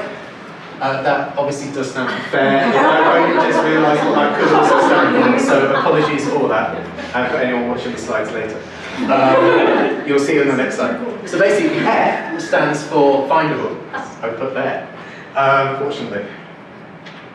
What I'm basically going to do is go through all the FAIR principles, not all of them because there's 16, but I'm going to have them all up there, but only going to talk about a couple of them. And just how I think they could be relevant to the personal data sphere, or how data that we can define as personal data, as discussed this morning. So the first principle, undefinable, is that metadata are assigned a globally unique and eternally persistent identifier. Now, we can define what unique means, what eternally persistent, and what identified means, but this is the principle. The big issue when we're talking about personal data, we think of email archives, for example. What data should be given or assigned a globally unique identifier? Is it an email? Is it an email thread? Is it an email database? We heard phrases around granularity this morning, and what is an object, what is a document? And obviously in the personal world, what should have a unique identifier? Should individuals, we heard about traces through time and the like this morning, should individuals have a unique identifier within the unique identifier of the object in which they sit? So you see, where does this granularity start and when does it stop? Most important. Data I described with rich metadata. Again, we've heard about this morning. This could be things like whether the data is open, whether it's gatekeeper controls. Basically, someone controls access to that data. Again, we've heard the pros and cons of gatekeeper this morning. Is it closed? If it is closed, it should say that it's closed for a particular reason, again, as we heard this morning. Other things that this metadata could include, it could either be here or slightly later, is what has been done to the data. Obviously, when data is deposited in an archive, how we define an archive, or a repository or something like that, when data is given to somebody else to look after, things are done to that data or done to that pieces of information. When it comes to personal data, in some cases, that data may well have been anonymized. How has it been anonymized? Who's done the anonymization? What assumptions have they done? Have they just removed all the direct identifiers and left all the indirect identifiers, as we talked about this morning? So again, metadata in terms of findability, and we'll come on to interoperability later as well. How the process, the stuff I suppose that's been done to the stuff needs to be documented and needs to be described in metadata and descriptive material. They're also registered or indexed, something we may be talking about at lunch, registered or indexed in searchable resource. Again, what should be registered? Is it we have an email archive, or we have an email archive that includes 70,000 emails, this is a description of each individual email. Is that practical? Is that too resource intensive? Can you use AI for that? And should all of it be registered, or should you just register, maybe, again, what we're talking about lunch, should just the shareable bits of that archive be registered? Is it so that people only know about the stuff they can access, or should they know about everything? These are questions. I'm not answering these questions at the moment. And metadata should specify the data identifier. Is it a DOI, is it a handle, is it something like that? The second name, fortunately this one's slightly better. Maybe. I'm sure you can all get accessible. So again, the principle is that metadata are retrievable by their identifier using a standardized communications protocol. I'm not going to get into the Z's or the S's, this is what's on the third principle. Again, to an extent, there should be a landing page, so a web page or something similar, for closed or gatekeeper control data, and also for data that's openly available. So there should be a page where you can go to that basically explains all the stuff that was on the previous slide. The protocol, this is what the principles say, that the protocol should be open, free, and universally implementable. Again, we can discuss open, free, and universal if we wish to. But the protocol allows for an authentication and authorization procedure where necessary. And this goes back to what I was talking about with those ESRC rules and the concept of open data or accessible data or fair data. These principles say that you can have closed access data. There is nothing in these FAIR principles that say the data has to be openly available. You can be fair, you can be compliant with the FAIR principles by having closed access data or safeguarded data. So again, there you can have a login screen, you need to register, you can have a data access committee or whatever it may be to access that data and still be FAIR compliant. Metadata are accessible even when the data are no longer available. So if for any reason the archivist has decided to destroy the data, which by this morning maybe that never happens, then the metadata that says this data used to exist, bad luck, we deleted it a week ago, but this data used to exist, you can't look at it now, but this is what was there to describe a bit of context, maybe if it's been cited elsewhere, or if it's been referenced, or if it's been used in other works. And that's what I wanted to emphasise about this A, on the accessible aspects of the FAIR principles, is that there's nothing in any of these accessible principles that say the data has to be open. You can have fair data without it being openly available, or openly accessible without registering. Basically, you go to an internet, you can download it. Interoperable, I'll rewrite these things later. Metadata uses a formal, accessible, shared and broadly applicable language for knowledge representation. We talked about standards with Olivier a little bit at lunchtime. Should this be, what does standardise? Should it be consistent? This should be documented, machine readable. To be truly fair, data should be human and machine readable. To an extent, we're talking about digital data here. Obviously, analog data is harder to be machine readable. Not possible, but harder. So is it easier to be human readable than it is to be machine readable? If something is machine readable, doesn't necessarily mean it's human readable. Those of you who know XML, I'm sure the computer can understand what XML is or what HTML is. It's a lot harder for humans to just look at an XML, well, 20,000 lines of XML code and go, I know exactly what that means on line 10,000. Whereas a machine would. So again, we've got differences between human and machine readability in terms of documentation, in terms of interoperability. If the data has been anonymized or retracted or pseudonymized, so obviously pseudonymized, I don't think Charles mentioned this one, but pseudonymization is different to anonymization and is explicitly different under the GDPR and Data Protection Act 2018. That's something to bear in mind. In order to be interoperable, in order to be able to reuse that data, you need to know, going back to what I was talking about earlier, what's been done to it. You need to know what the anonymization is. You don't need to necessarily see the anonymization log, because then it's no longer anonymous. But you need to know that all the direct identifiers have been changed to read interviewee 1, interviewee 2. They will be changed to read Joe Blogs 2, Joe Smith, Smith Joe, that type of thing. So again, in order to truly reuse personal data, information has been removed from it, you need to know the type of information that's been removed and why it was removed. Metadata, or meta and data, should use vocabularies that follow the FAIR principles.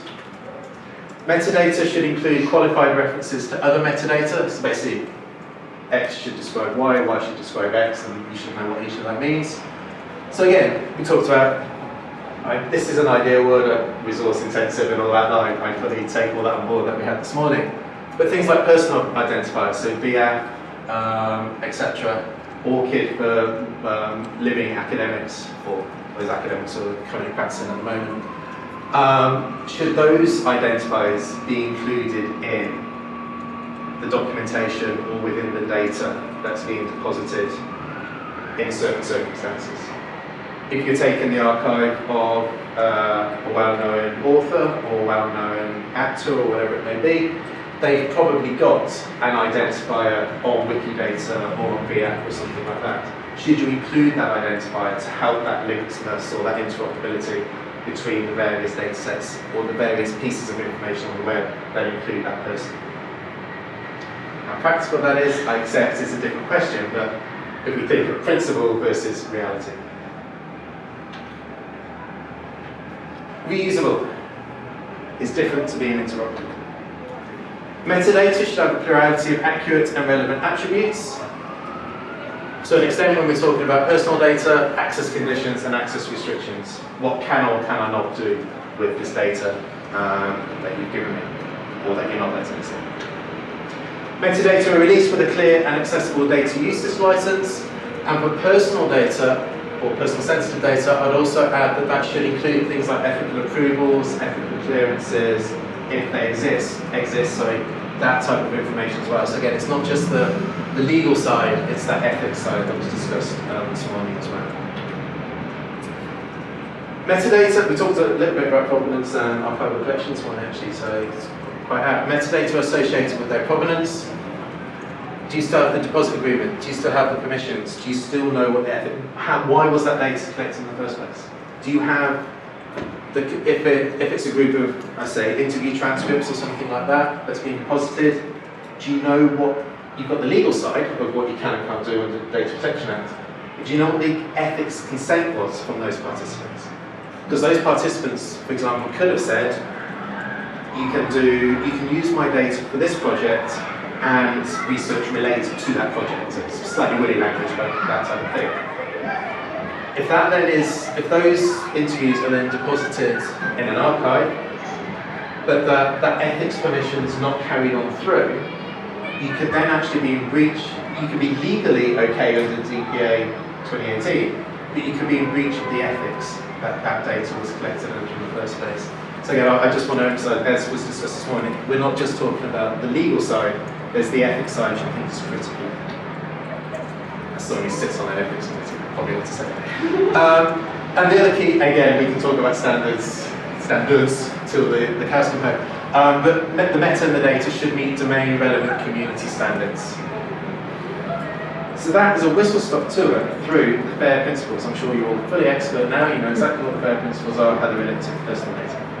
Excellent. The good fun stuff. Ethics. As I said, being legally compliant is not enough. You should be ethical compliant as well. For those of us who work at universities, particularly those of us who sit on university ethics committees, personal data, sensitive data, the reuse of this type of data, particularly in a big data, machine-driven world, has big implications when we're granting ethics approvals to projects at universities, for example, around the knowledge both of the ethics committee, but also the academic and any potential reusers, the understanding of the academic and particularly in this case the ethics committee, but also the awareness of some of these issues that we've been talking about all the way through today, of what does it mean to be data protection compliant? What does it mean to be ethical compliant? Do researchers, do ethics committees actually know what it means to be ethically compliant? I'm not going to say too much of that as we're being recorded, but I think it's something that it's important to bear in mind when researching in personal data, particularly the reuse of personal data is being looked at. I said I'm a historian. I'm actually a historian of the late 18th, early 19th century Royal Navy and UK government. But this is a short extract of a larger blog post by a historian called Laura Sanger, which some of you may have heard of. She works at the University of Exeter. She's a historian working on the period 1480 to 1700. Her stuff is not covered by the Data Protection Act. Her people have been dead for 200, 300, 400 years. There is no legal data protection, privacy aspect to that. She wrote a blog around the ethics of researching people who are dead in the past.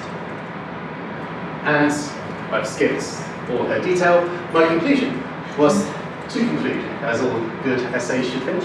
My conclusion was that a scholar working on the very, very dead, so not just slightly dead, but very, very dead, to make sure they're truly dead, should be just as reflective about treating their subjects with respect and dignity, and only, to quote, invading their privacy for legitimate reasons. Interesting, I don't know whether it's deliberate, she used the same wording as is in GDPR and DPA 2018, it's possibly coincidental.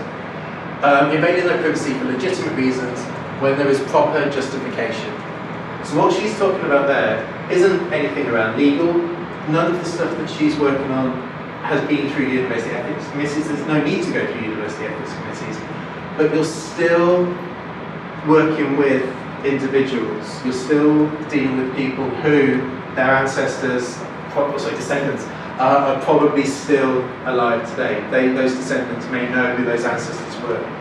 You could say something really bad about a particular person, their great-great-great-great-great-great-granddaughter or grandson is still alive, could affect the reputation of that family perhaps. There is still ethical reasons to think about why you're doing that research, even if the people are very, very dead. Granularity, just some more things to think about really as gone through. Of access, could, should, change. I think this was in Adrian and Charles's abstract. Could, should the granularity of access change as circumstances change?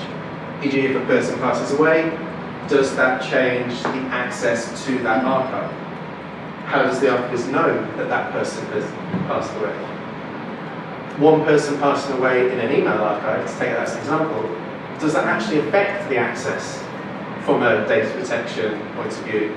Because I could be emailing Lise, I passed away, Lise is still alive. So that email chain is still covered by data protection. So just because one person's passed away doesn't mean to say that all the data that includes them can now be made available under DPA. Granularity of access. What should have an identifier? Whole of the workshop. Should it be subjects of the data? Should it be items within the data set? What is an item within a data set? We heard talk this morning around a database being seen as a data set. Is it each table within the database should have its own identifier, or is it the database that should have an identifier? Again, things to think about. And in a personal sense, in a personal world, letters, objects, bit streams. At what level should those identifiers be? What about email creators? I talked about right at the start. Can personal data be fair? Yes. It can also be accessible without being open, which I think is important to make. It should have identifiers, and they should be defined what those identifiers are. There should be documentation. There should be mappings or crosswalks between different types of data. So if I'm working on Lieutenant General William Congreve the Elder, speaks from an Italian man, possibly not from my research, who had a son called Lieutenant General William Congreve Jr. If it's just William Congreve in that, or Lieutenant General William Congreve in the archive or in the writings, how do I know which one it is? I as a person know because one died in 1814, so if it's writing in 1880, I know which one it is. But if it's in 1830, which one is it? And that's for people, that's for humans, and machines need to be able to understand that. And identifiers for individuals can help us as researchers, well, as librarians and archivists, feed into the quality. I mean, we heard about names of the currency, the personal data is the currency. It's these types of identifiers that can help lead to that, whether it be people who have passed away, people or data that still, people who are still living. It can, or it is hard. And these are my final thoughts. Is open data the wrong way of thinking? Should we be, as I said at the start, talking about accessible or shared data? Should Oliver rename this whole institute? Should it be the accessible data or knowing data? Accessible institute, there you go. Rename. No, the joke aside, what do we mean by open? What does open actually mean in 2018? Data should be accessible and reusable for people and ideally and increasingly machines, text mining, data mining, etc. Can we treat, this is something I wanted to, right at the start I said quality and quant is different. It is relative, I quote, it is relatively straightforward to anonymize quantitative data. Obviously the bigger the data is, the longer it takes, but in terms of relative, it's relatively easy to anonymize quant data. It's almost impossible to truly anonymize qualitative data and still keep it useful for research purposes. The UK Data Archive, UK Data Service, which I mentioned this morning in one of my questions, they don't make any interview transcripts openly available. You have to register to access qualitative data, even if it has been, to quote, anonymized. Because no data, no qualitative data can truly, in personal opinion, can truly be anonymized under DPA rules and still actually keep it useful for researchers. Granularity is important, and as we've talked all the way today, it's not just a legal question, it's an ethical, it's a privacy type question, human rights question as well. Thank you very much. Oh, I work. Where do we look? Up there. That's very good. Thank you very much. Okay, so we are going to keep the questions for the end, but our next speaker says, the title of her paper is Constructing the Dark Side of the Web as a Representation of Deep Web Technologies and Users in British Newspapers. Thank you. Okay. So my name is Thais, and I'm a final year PhD student at Lboro University. Okay, so I'm bringing to you today part of my doctoral research. It's not the whole thing yet, but I was thinking that I'm bringing a completely different perspective to the discussion because we are talking more about data in the institution level, and I'm talking more about how people are trying to avoid surveillance and trying to protect their own privacies and through online anonymity. So I hope at least you find this interesting, but it's completely, I think it's completely different. So, to start, I'm going to explain to you a bit of my research topic. And I know that it's not so common to know what deep web and Tor network are, so I'm going to explain a little bit. So at least you have these at the end, you know. You can tell people that you know what deep web finally is. So if you think about the content on the internet as an iceberg, okay, we can say that everything that is over the line of the water, that would be everything that you can just type on Google or Internet Explorer or Safari or any other browser, and you can just find it. It's just content on Google or any website that you easily find. We call this surface web, okay? To all the content that is not indexed with the same logic, that is not that easily accessible, we call it deep web. And we have different names for these. It could be hidden web, invisible web, no indexable web, and we have a lot of other terms that can be used to define that, okay? So basically, deep web is made of things, networks, repositories, websites that are not just available on surface web, that you need a different way of access, that you need a login, for example. For you guys to understand this easily, probably your universities or institutions have some kind of intranet. So intranet, it's deep web, because it's not content available to everyone, okay? And we have a third name, a third term, a third concept, that is dark web. Dark web, it's basically the criminal appropriation of the internet.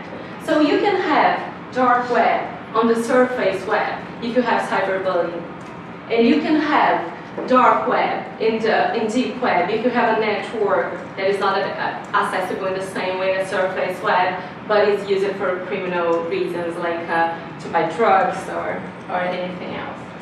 I'm researching Tor network, that is a network that can access these three layers, okay? So using Tor, you can access surface, deep, dark.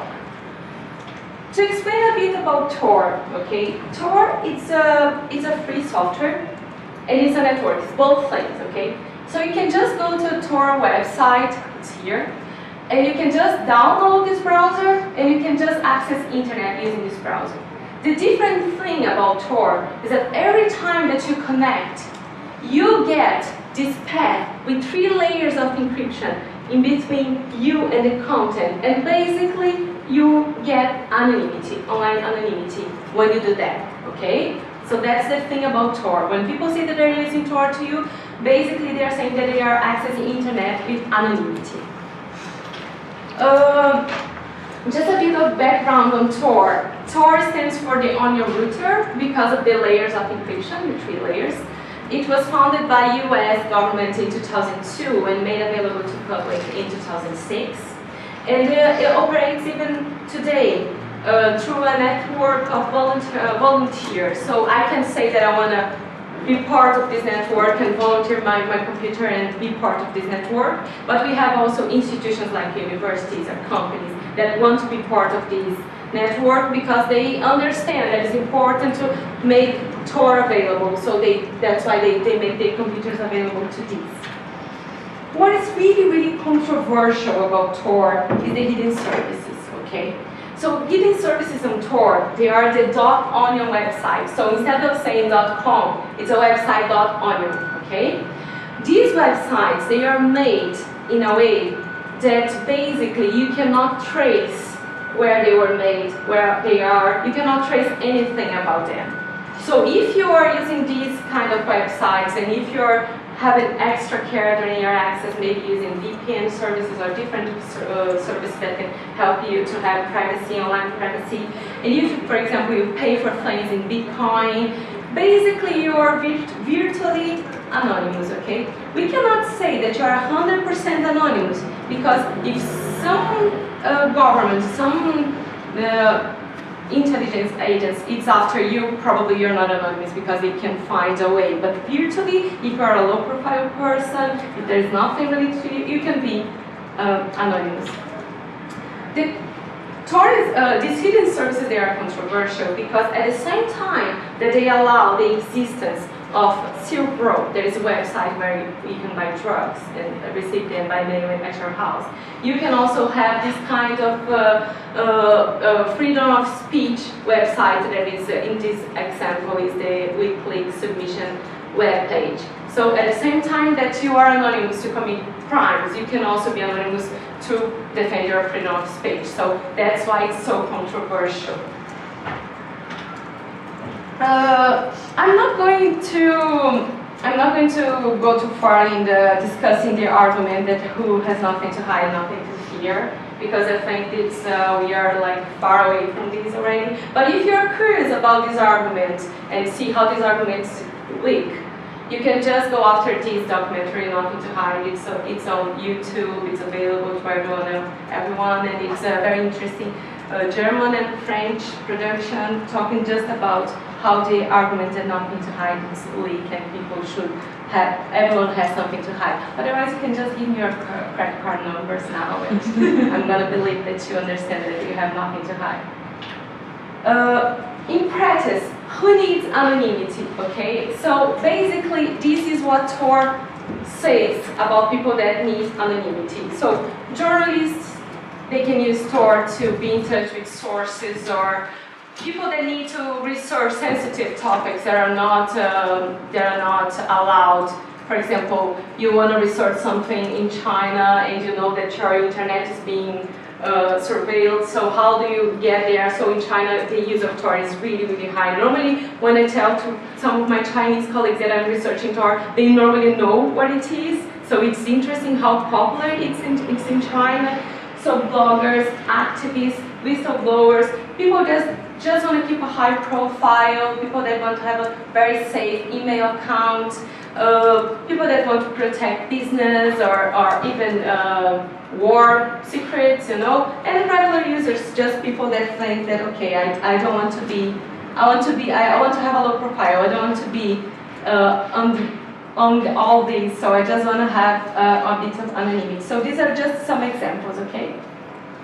The thing is that people, normally when I say that people that I research dark web or deep web, people think, why are you doing that? You know, it's like so horrible. Because people have these kind of ideas of conspiracy theories and a lot of like deaths and crimes and things like that.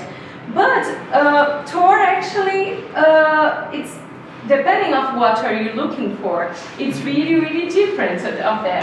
So this is just an inside joke, okay? Because Tor is it's not friendly to users. You know, it's really complicated to use Tor. You really want to do that. You know, you need to be patient. You need to have courage. You know, and go to use Tor, because basically all the time you have the connection is timed out.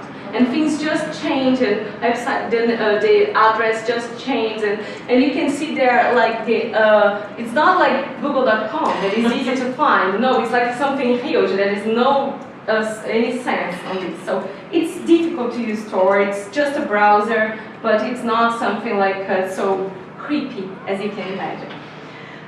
So about my research, okay? I just brought here a bit of my theoretical framework, just if someone is curious. Normally this part, people that want to research about it, they just take a photo, okay?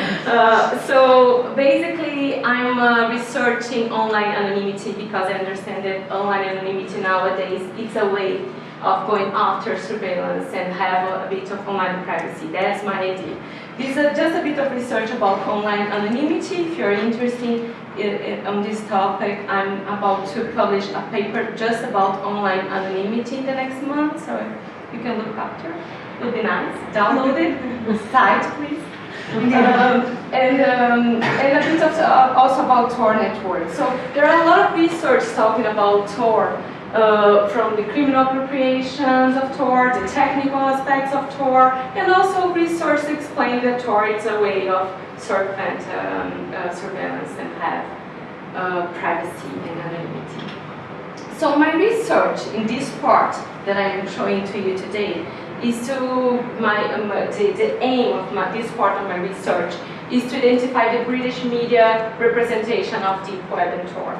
Okay, so that's what I'm trying to do, because we think that British media talks about Tor in a negative perspective, but no one ever say that, proving that with empirical research, and I'm trying to do that. Okay, I'm using content analysis. I'm presenting today to you some quantitative data, and after that I'm conducting a critical discourse analysis and a conceptual history.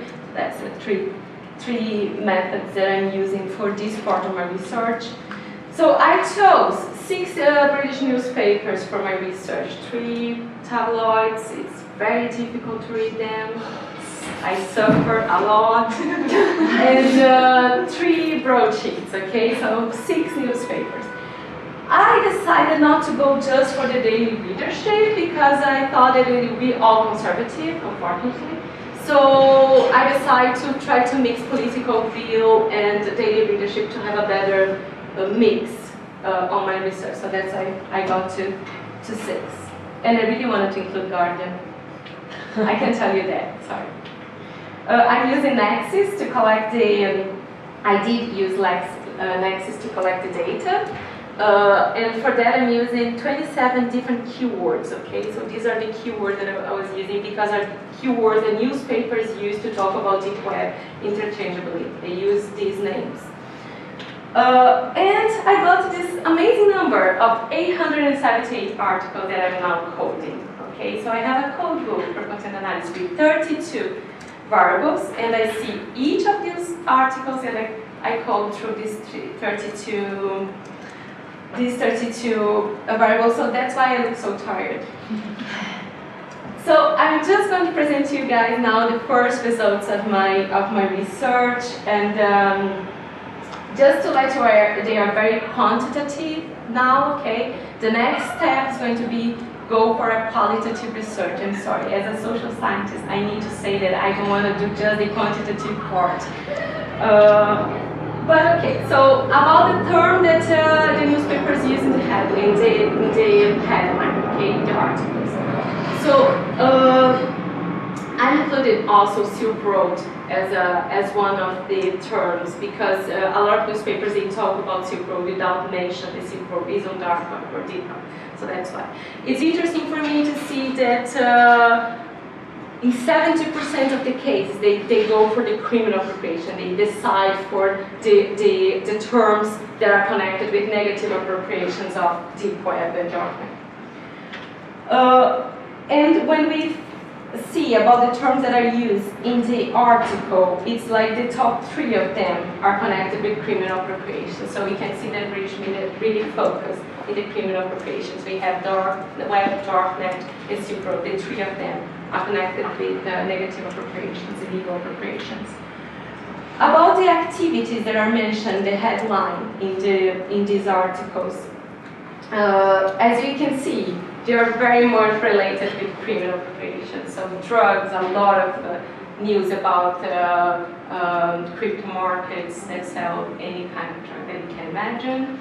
Hacking, a lot of things talking about hacking. And although hacking is not something negative per se, but in these newspapers it is because they don't make a distinction about cracking or hacking. And pedophilia, a lot of articles about pedophilia. One thing that I'm doing with my content analysis is trying to see the kind of adjectives that are connected with these systems. Okay, and for me it's really interesting to see, and I have so far 52. And for me, it's really interesting to see that they use these adjectives connected with like mystery, like hidden, secretive. But it's also interesting to see that they are using encrypted. There is a technical aspect of, and for me it was a surprise to see that so far. And about the users, as you can see, the users most of the time they use very negative names. So I had to learn a lot of words that mean like one word that my supervisor had to help me with, crook. I never heard this before, but the son loves this name. I hope I'm pronouncing this right. Crooks. So criminal, user, and hacker are the top three. Okay. I'm also looking if newspapers give some kind of definition about deep web and darknet, and as you can see, like in 56% of the cases, they give a definition, but they don't use like a source, a formal source. When they have a source, they don't say, for example, well, according with academics, or according with this university, or according with this research. They normally just use a definition like deep web, the hidden part of the internet where criminals go to commit illegalities, this kind of thing. But when they have a source, it's mainly official source, police and government. Mentions to anonymity. So in 71% of the case, they don't mention anonymity as they don't try to make the relation of using deep web or using these systems with surveillance and privacy and anonymity. They don't make this connection. As you can see, in 36% of the cases, they mention something about privacy, and 27% of the cases surveillance. So for me, it's interesting that they talk about privacy, but they don't make this straight connection. Why the privacy? Why? It's because there is surveillance. So they don't make this connection all the time with the newspapers. And censorship, they almost never mention any kind of censorship as a reason for people to use deep web. So the initial discussion of my research is that I think it's very clear that there is a sharply negative characterization of these systems by British media. And in a sense, the use of these tools, the fact that you're looking for a line anonymity connects you straight away with a very bad, very criminal appropriation. So why you want anonymity? You shouldn't be going after anonymity. If you wanna be anonymous, you're doing something wrong. The next steps in my research. So I have 40% of my content analysis done. I need to follow the qualitative part. I'm doing this now. I have 10 months to finish my thesis. And the other side that I'm also researching, but I'm not presenting it today, it's about the user perception. So I'm going through Tor network forums and seeing how people discuss privacy and anonymity and surveillance, and how people talk about these kind of issues, and how they use these issues as a reason for them to be on Tor, for them to try to escape surveillance, to be protected from surveillance. So just to finish, if you're interested on this topic of anonymity or online anonymity, I think this is a very interesting movie to watch. It's Anon, the name. It was released this year. It's the same writer and director, what is his name? Andrew Niccol. He's the same from Truman's Show and Gattaca. You know, so he's a person that he likes to talk about this topic live. And in this movie is really interesting because it's basically, you look to a person and you know anything that you want to know about the person, you know, it's like, with this. And then this character is basically someone that has an error, so what's happening in the matrix, you know, it's basically. But it's really interesting, and I love this quote, that it's not that I have nothing to hide, I have nothing I want you to see. So thank you very much. Thank you. Hi everyone, my name is Olivier and I am one of those people apologizing for the internet. I've been spending the past 20 years or so working with the likes of Tim Berners-Lee, building some of the technology underlying the internet and the web, and I'm truly sorry.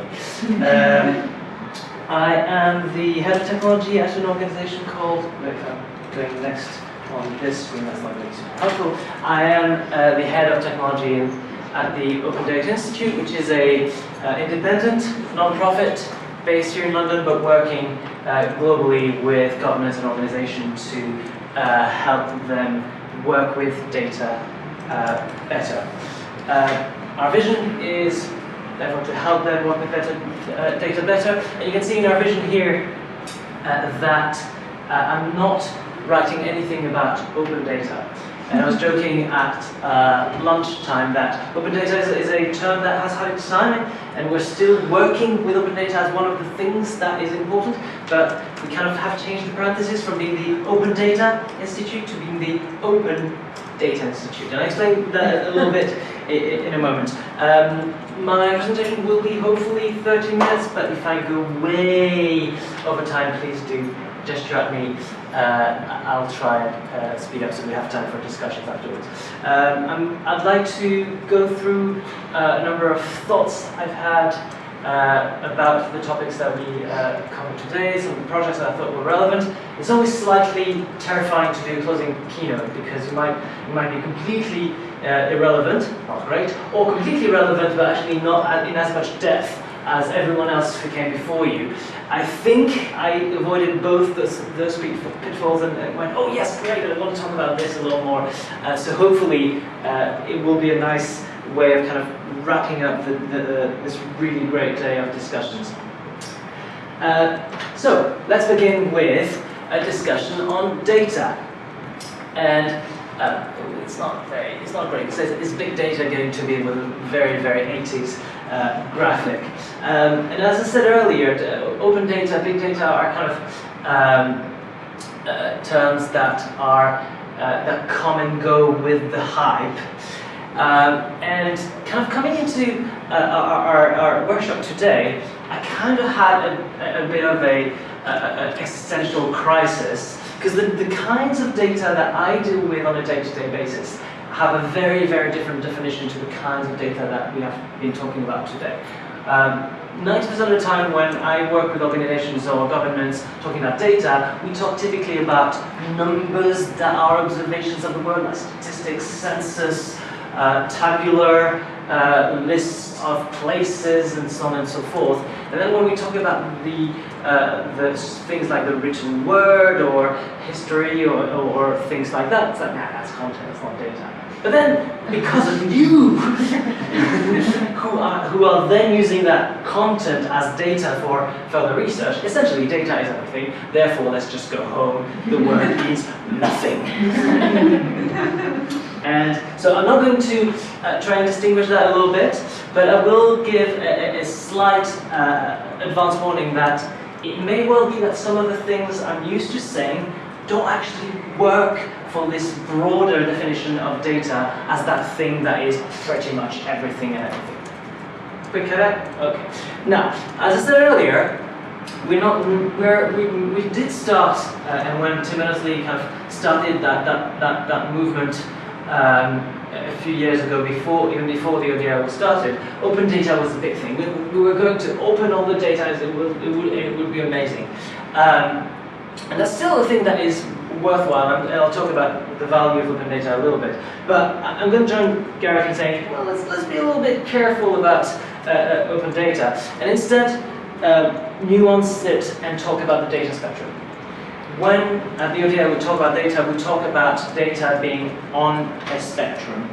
And this is one kind of generic view about data spectrum. It's quite useful to look at it and say, on one end of the spectrum there are things that are really closed data, and that should probably remain closed data. So your thoughts, your employment contract, they're closed data, they're really, really restricted, and they should probably stay that way.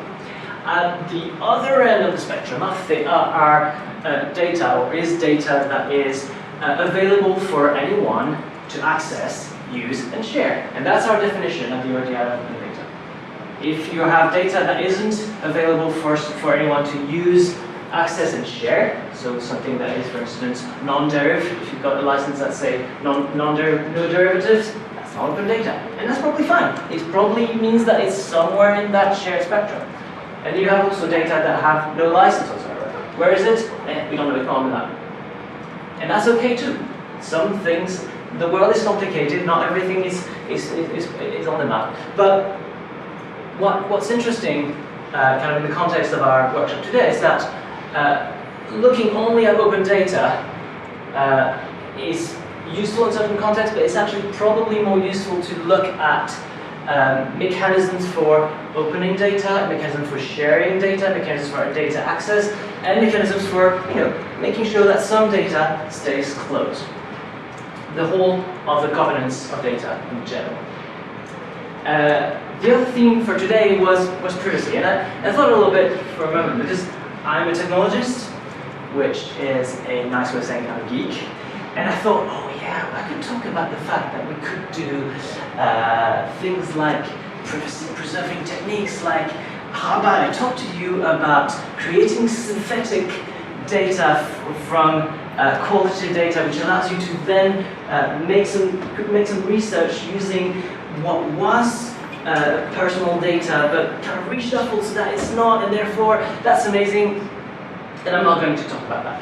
Partly because it's really, really complicated, and I'm not that much of an expert in it, but mostly because, as is actually very, very nicely explained in this anonymization decision-making framework, which is a hefty piece of text, 100-ish pages, made by the Anonymization Network, a new version of which should be coming in January next year. So this is kind of pre-GDPR, and there'll be a post-GDPR version. But if you look at the anonymization decision-making framework, it's not actually talking about differential privacy or pseudonymization techniques or synthetic data. 90% of this framework says, what's the context? Because anonymization is in context. Essentially because if you just look at techniques, then you're doomed. Most anonymization is doomed given enough time and access to other data sets and access to computing resources. Typically, if you've got a set of data and you say, yeah, it's well anonymized, but it's a well anonymized data set of, let's say, people moving around in space. I can guarantee you that given access to other data sets, I can re-identify people pretty easily. Because there are only typically very, very, very, very few people who have a specific path in space and time. And therefore, even other data I can de-anonymize. But that's okay, because anonymization is not something that is done in a vacuum. Anonymization is something that is done within the framework of a data sharing situation, of a data sharing agreement, and so on and so forth. If it sounds like I'm saying that basically a conclusion of what I just said is that there is no such thing as personal data and open data, the answer is, well, no, not really.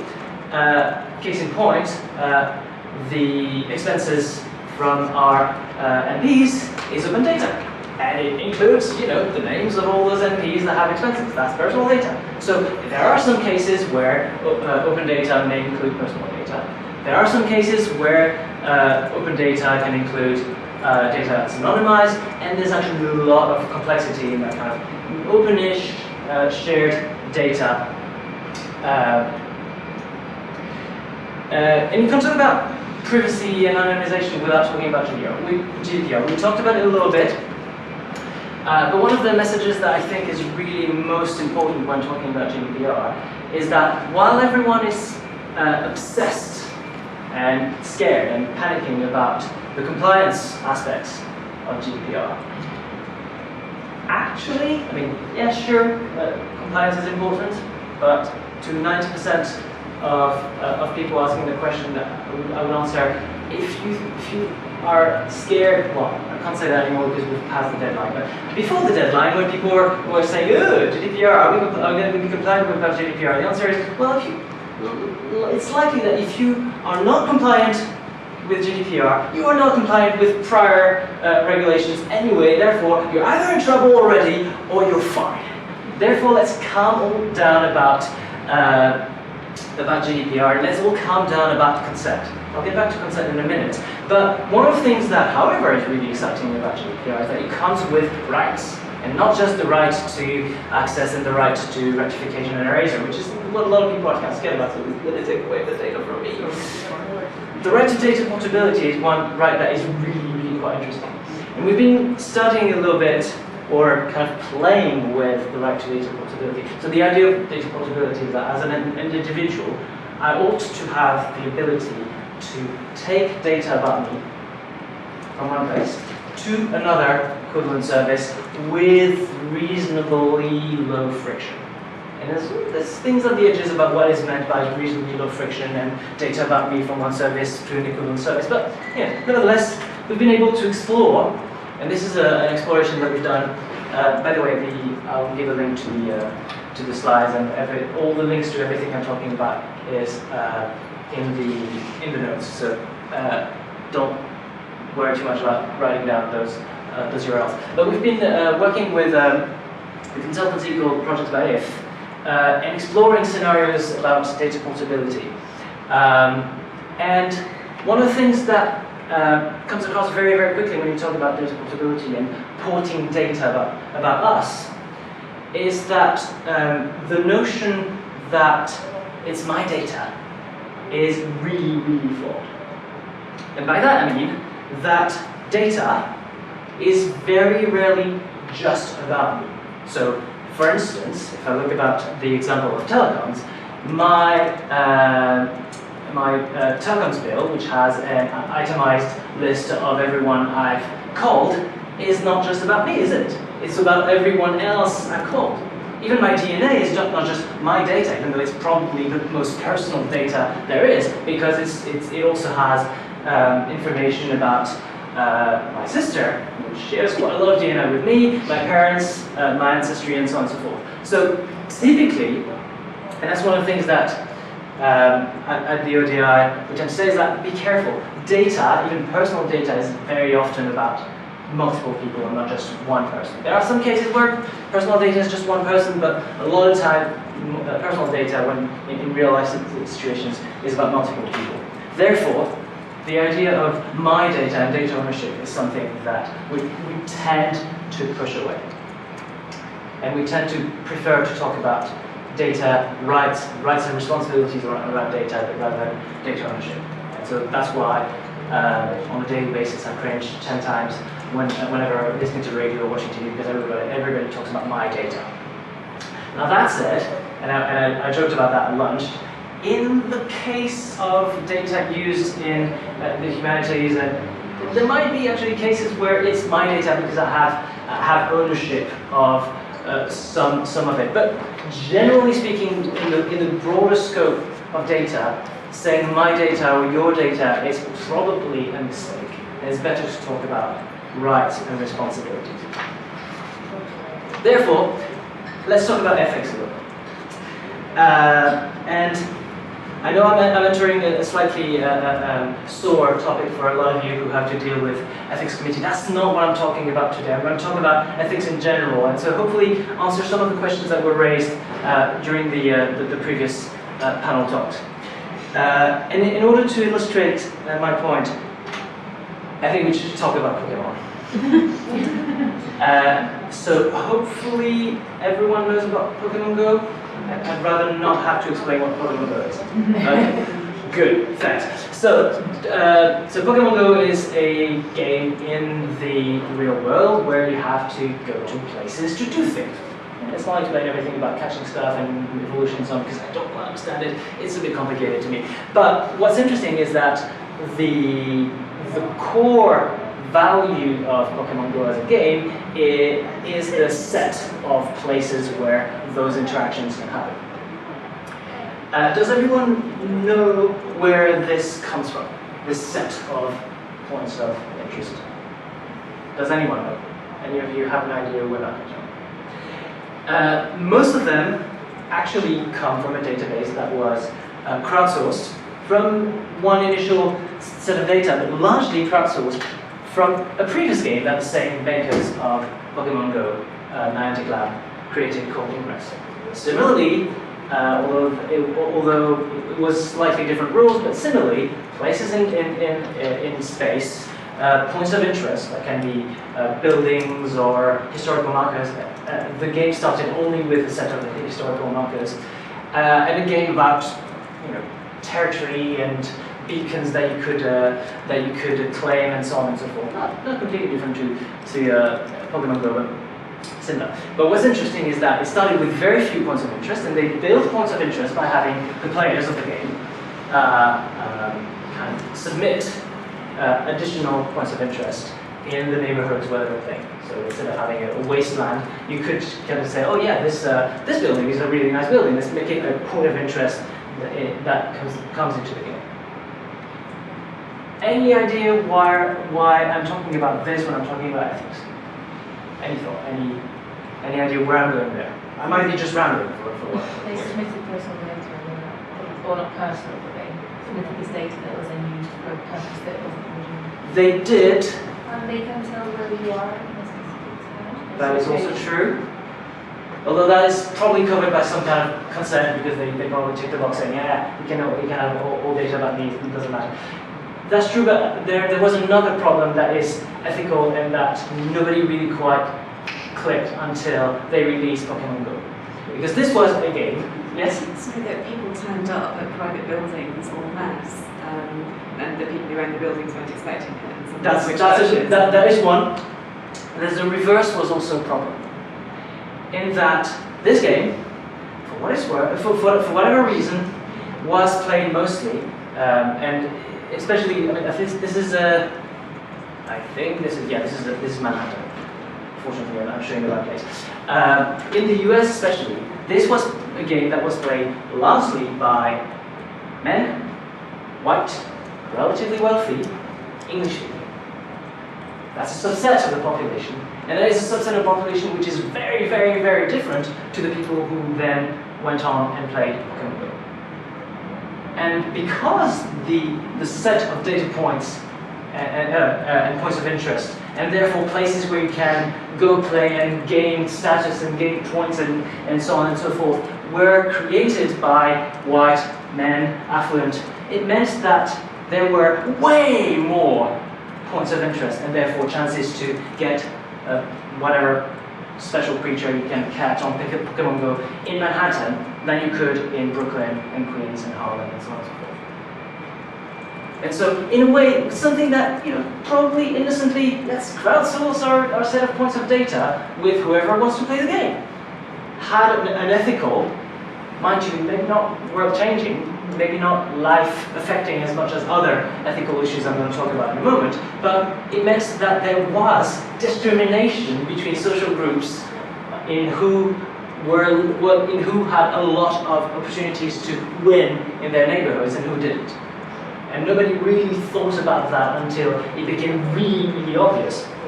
And in my slides, I'm pointing to an article in the Miami Herald who talks in great detail and shows some results of some fairly in-depth research that shows very, very clearly that Pokemon Go, at the beginning, they worked on fixing that, was very much skewed towards favoring white populations in the US. And probably here as well, social demographic skews were quite prevalent. Yeah, these are the points of interest in New York. And you can see Manhattan quite a lot. Brooklyn, not so much. Queens, very little. One of the answers to that, and by no means perfect, is something we've been working on. We call it the Data Ethics Canvas. And again, I know that I'm in kind of shaky territory because most of you probably have already a process by which you assess the ethical quality of your work. But I would really, really love to hear from people who have to deal with ethical panels, whether this is a tool that complements or that is utterly redundant or not applicable. But this is basically a set of questions, so hopefully not a tick box exercise, but more of a think about this, think about that. Who is this for? What is the data that you're using? Did you use data that did you collect data that maybe you didn't need, and so on and so forth. So a set of questions to think about the ethical issues and the ethical facets of a data involving project. So as Lise said earlier, the setting for us being here today was partly the scandal involving Cambridge Analytica, and I kind of wanted to point out something that may be good news. So while Cambridge Analytica is kind of a bit of a bad news for the research community, partly because, to be honest, I think while I'm not a big fan of what Cambridge Analytica were doing, I don't think they really did that much that was wrong. They just were the ones that got caught. I think that until they did, there was quite a lot of, yeah, sure, data. I mean, you know, you signed the thing and it's okay, and there was a data sharing agreement, and you know, it's for research. There was a big backlash. What's interesting is that at the very same time as the scandal was unfolding, we got the results of a survey of 2,000 UK adults about their perception of data sharing and how organizations deal with data about them. There's quite a lot of that. I think that will answer some questions about age skews.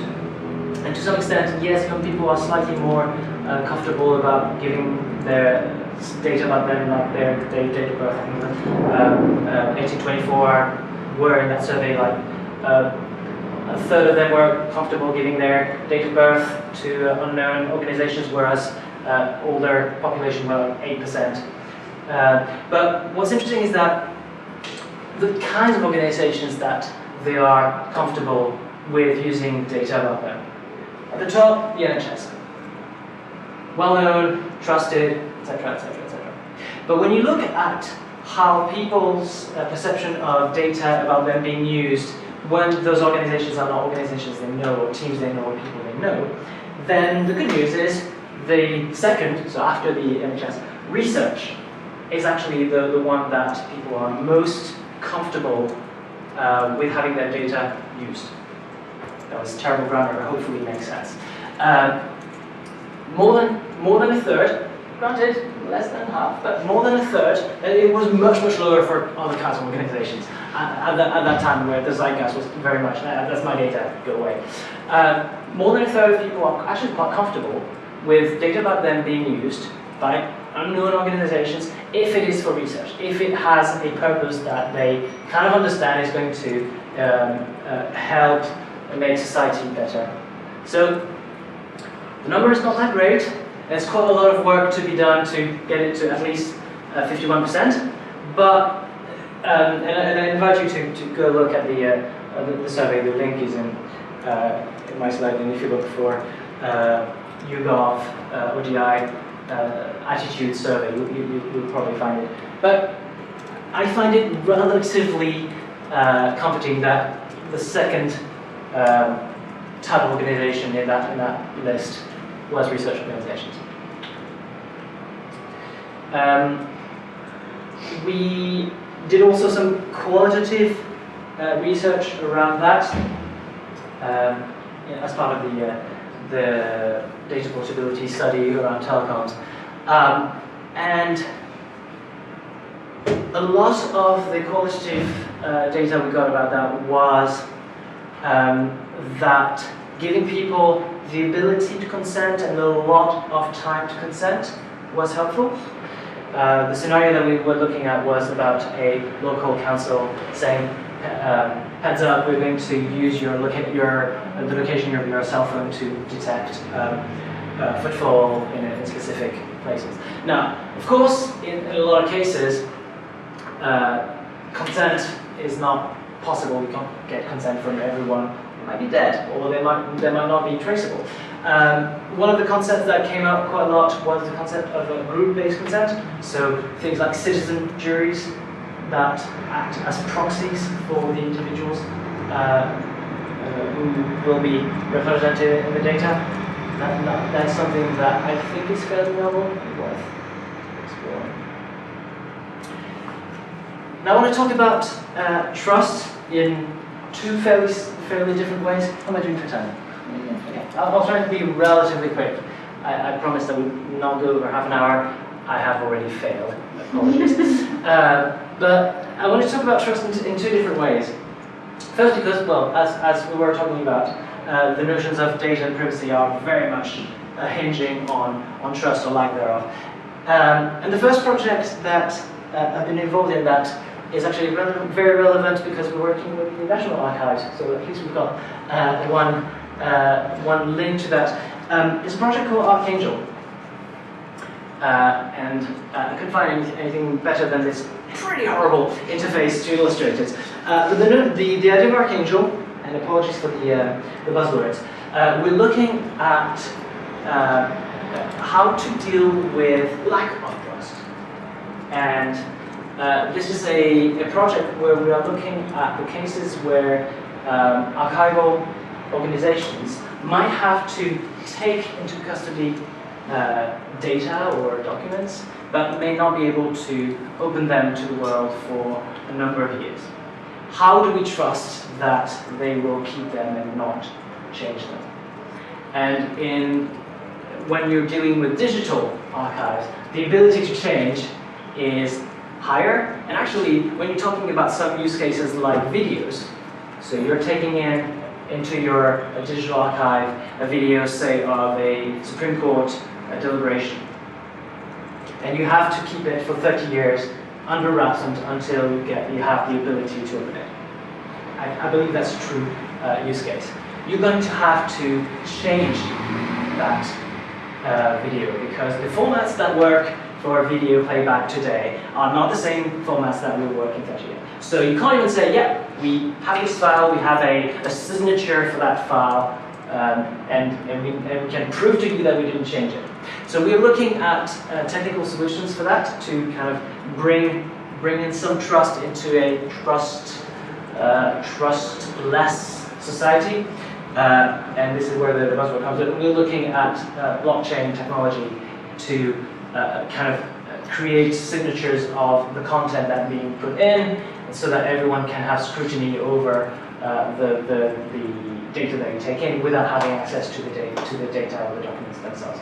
And I think that answers one of the questions we had earlier about the ability to trust that something is in there without actually seeing the thing. Well, this is where signature over data has value, and you can have techniques like blockchains which allow you to have a visibility over the thing without having the thing itself. Perhaps more relevant to a lot of our discussion today, we've recently looked at the field of artificial intelligence.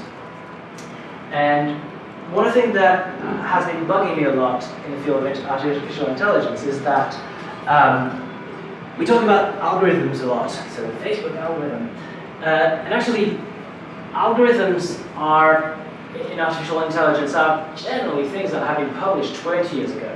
Statistical modeling algorithms are they're all public, they're all using typically open source software to build AI systems. What is considered the special sauce is actually the data. And so we've been looking at handling of data in the AI field, and it was quite interesting that most of the businesses dealing with artificial intelligence were kind of saying, well, no, we need to start with this data. Oh, why is that? Because privacy. And actually, you can break that argument pretty quickly because those data silos tend to have a negative effect on privacy because they are held by data monopolies rather than held by a distributed group of smaller agents, for instance. The fact that you've got one big Facebook rather than 1,000 small Facebook means that privacy is slightly less protected because there's more incentive to hoard more data about you and then sell it rather than just sell service that is about social network. So Facebook's business is not really the business of social network, it is the business of profiling and advertisement. Likewise, the answer for why data gets siloed in artificial intelligence tends to be, well, it's our IP. This is where the value is, right?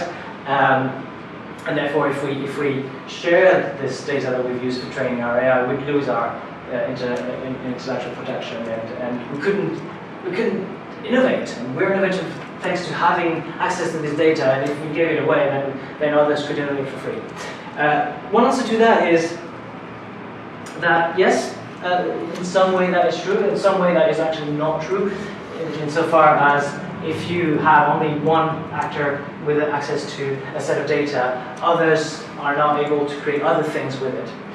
And the flip side of that is that because everyone's kind of hoarding their little set of data, you end up with unwanted bias creeping into AI systems. I just wanted to show you two examples if you're not conversant with bias in artificial intelligence. This is a few years ago. A user of Google Photos was using the new feature of image recognition in Google Photos, where the software would tag automatically what is in the photographs and then sort them neatly. Very, very typical artificial intelligence, quote unquote, application.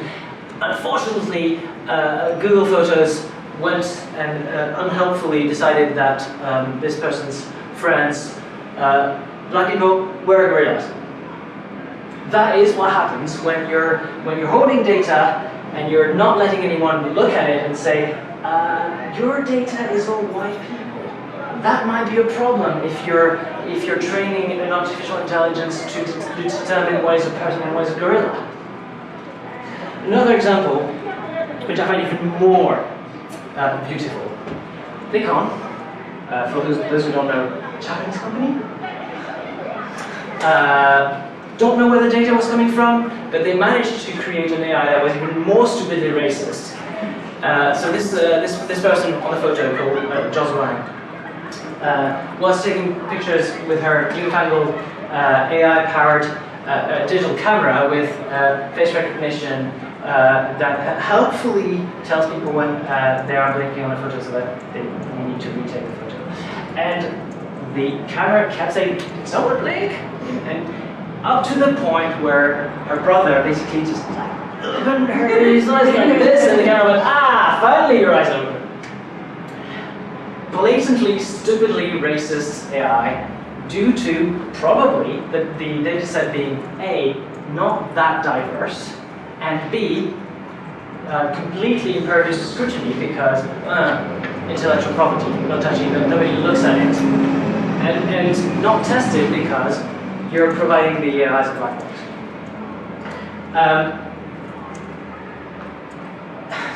Those are examples that I should say. I'm not saying that all the data that we're used to create those AI systems, and I'm not saying that all data that is used to create new services, and I'm not saying that data that you use in your research should all be open.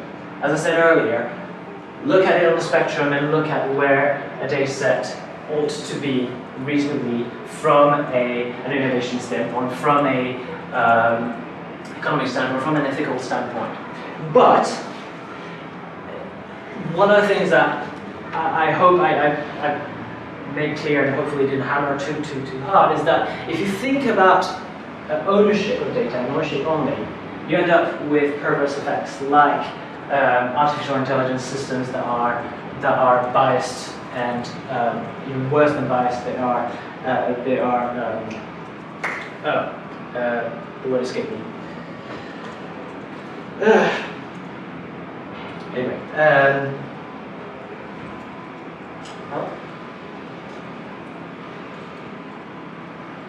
prejudiced. Apologies. Actually, the really good definition that I really like, bias is just an opinion. There are good biases. What we call culture is bias. Prejudice is bias that our society has decided is not okay. Discrimination is acting on prejudice. These are not my definitions. These are definitions from a scholar at, I believe, Bath University called John Bryson.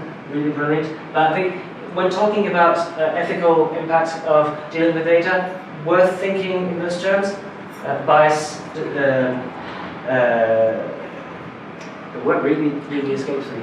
Prejudice, discrimination, worth thinking about. But more importantly, perhaps, thinking about not ownership but stewardship. We tend to use that word quite a lot when talking about data. It's not about data you own, because ownership is a really diffuse concept. Does Google own this data? Do I own this data because it's about me? Actually, no. Google, at this point in time, is a steward of a set of data. And likewise, hoarding data, the data as oil is one thing that I'd like to kill, is that notion that data is oil. No, oil, if I have a barrel, you don't have it. Data, I can copy it, nobody loses, everybody potentially wins. Except if there is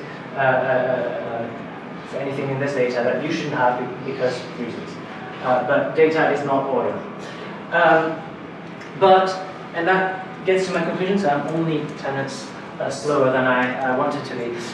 If we think about stewardship and unlocking value in dealing with data, and if we think in ethical terms, then we might actually end up with different models. And this is one quote from Hetan Shah from the Royal Statistical Society. And I'm not sure if it's doable, but he's actually saying, well, you know, those big companies, the big tech companies that steward data, they don't own it. If you kind of get away from the fact that they own the data that they've collected about us through our use of certain services, and you say, well, no, you're stewards of it. You've collected it, so you've got stewardship of it, and you can use perhaps exclusively for a while. But there could be policies and laws that say, well, you're stewards, but only for a certain amount of time, and after that, it goes to maybe all of you, to other types of stewards that will have other uses for it. Now that may sound completely insane, and it may be. It may be that this model would not work because international law and so on and so forth. But if there's one thing that I want to leave you with, is this, or some versions of it that may be more doable, will only happen if your community finds a way to engage with policymakers. Because this will not happen if we're just there saying, oh yeah, I don't have access to this data because reasons. There are ways where governments have the ability to say, you there, you're not owners of data, you're stewards, and after a while it goes to the British Library or the National Archives, or you have to give joint stewardship after a number of years. That can be put into law. But that can only happen if we, as a community, engage with policymakers. Because otherwise, well, other people, so we do engage quite a lot with policymakers, but you know, do believe that Google has a pretty hefty public policy team really talking to policymakers on a daily basis. And so they have the upper hand over that. Rebalancing that by engaging with policy, and it's not a zero-sum game, but the voice of the research community needs to be in the dialogue with policymakers. So hopefully an optimistic, albeit hard, message for you as a closing statement. And I believe this was my last slide. Thank you very much. This is the link to this slide deck, and everything that was in there has links to the actual reports, studies, data sets when available, and so on and so forth.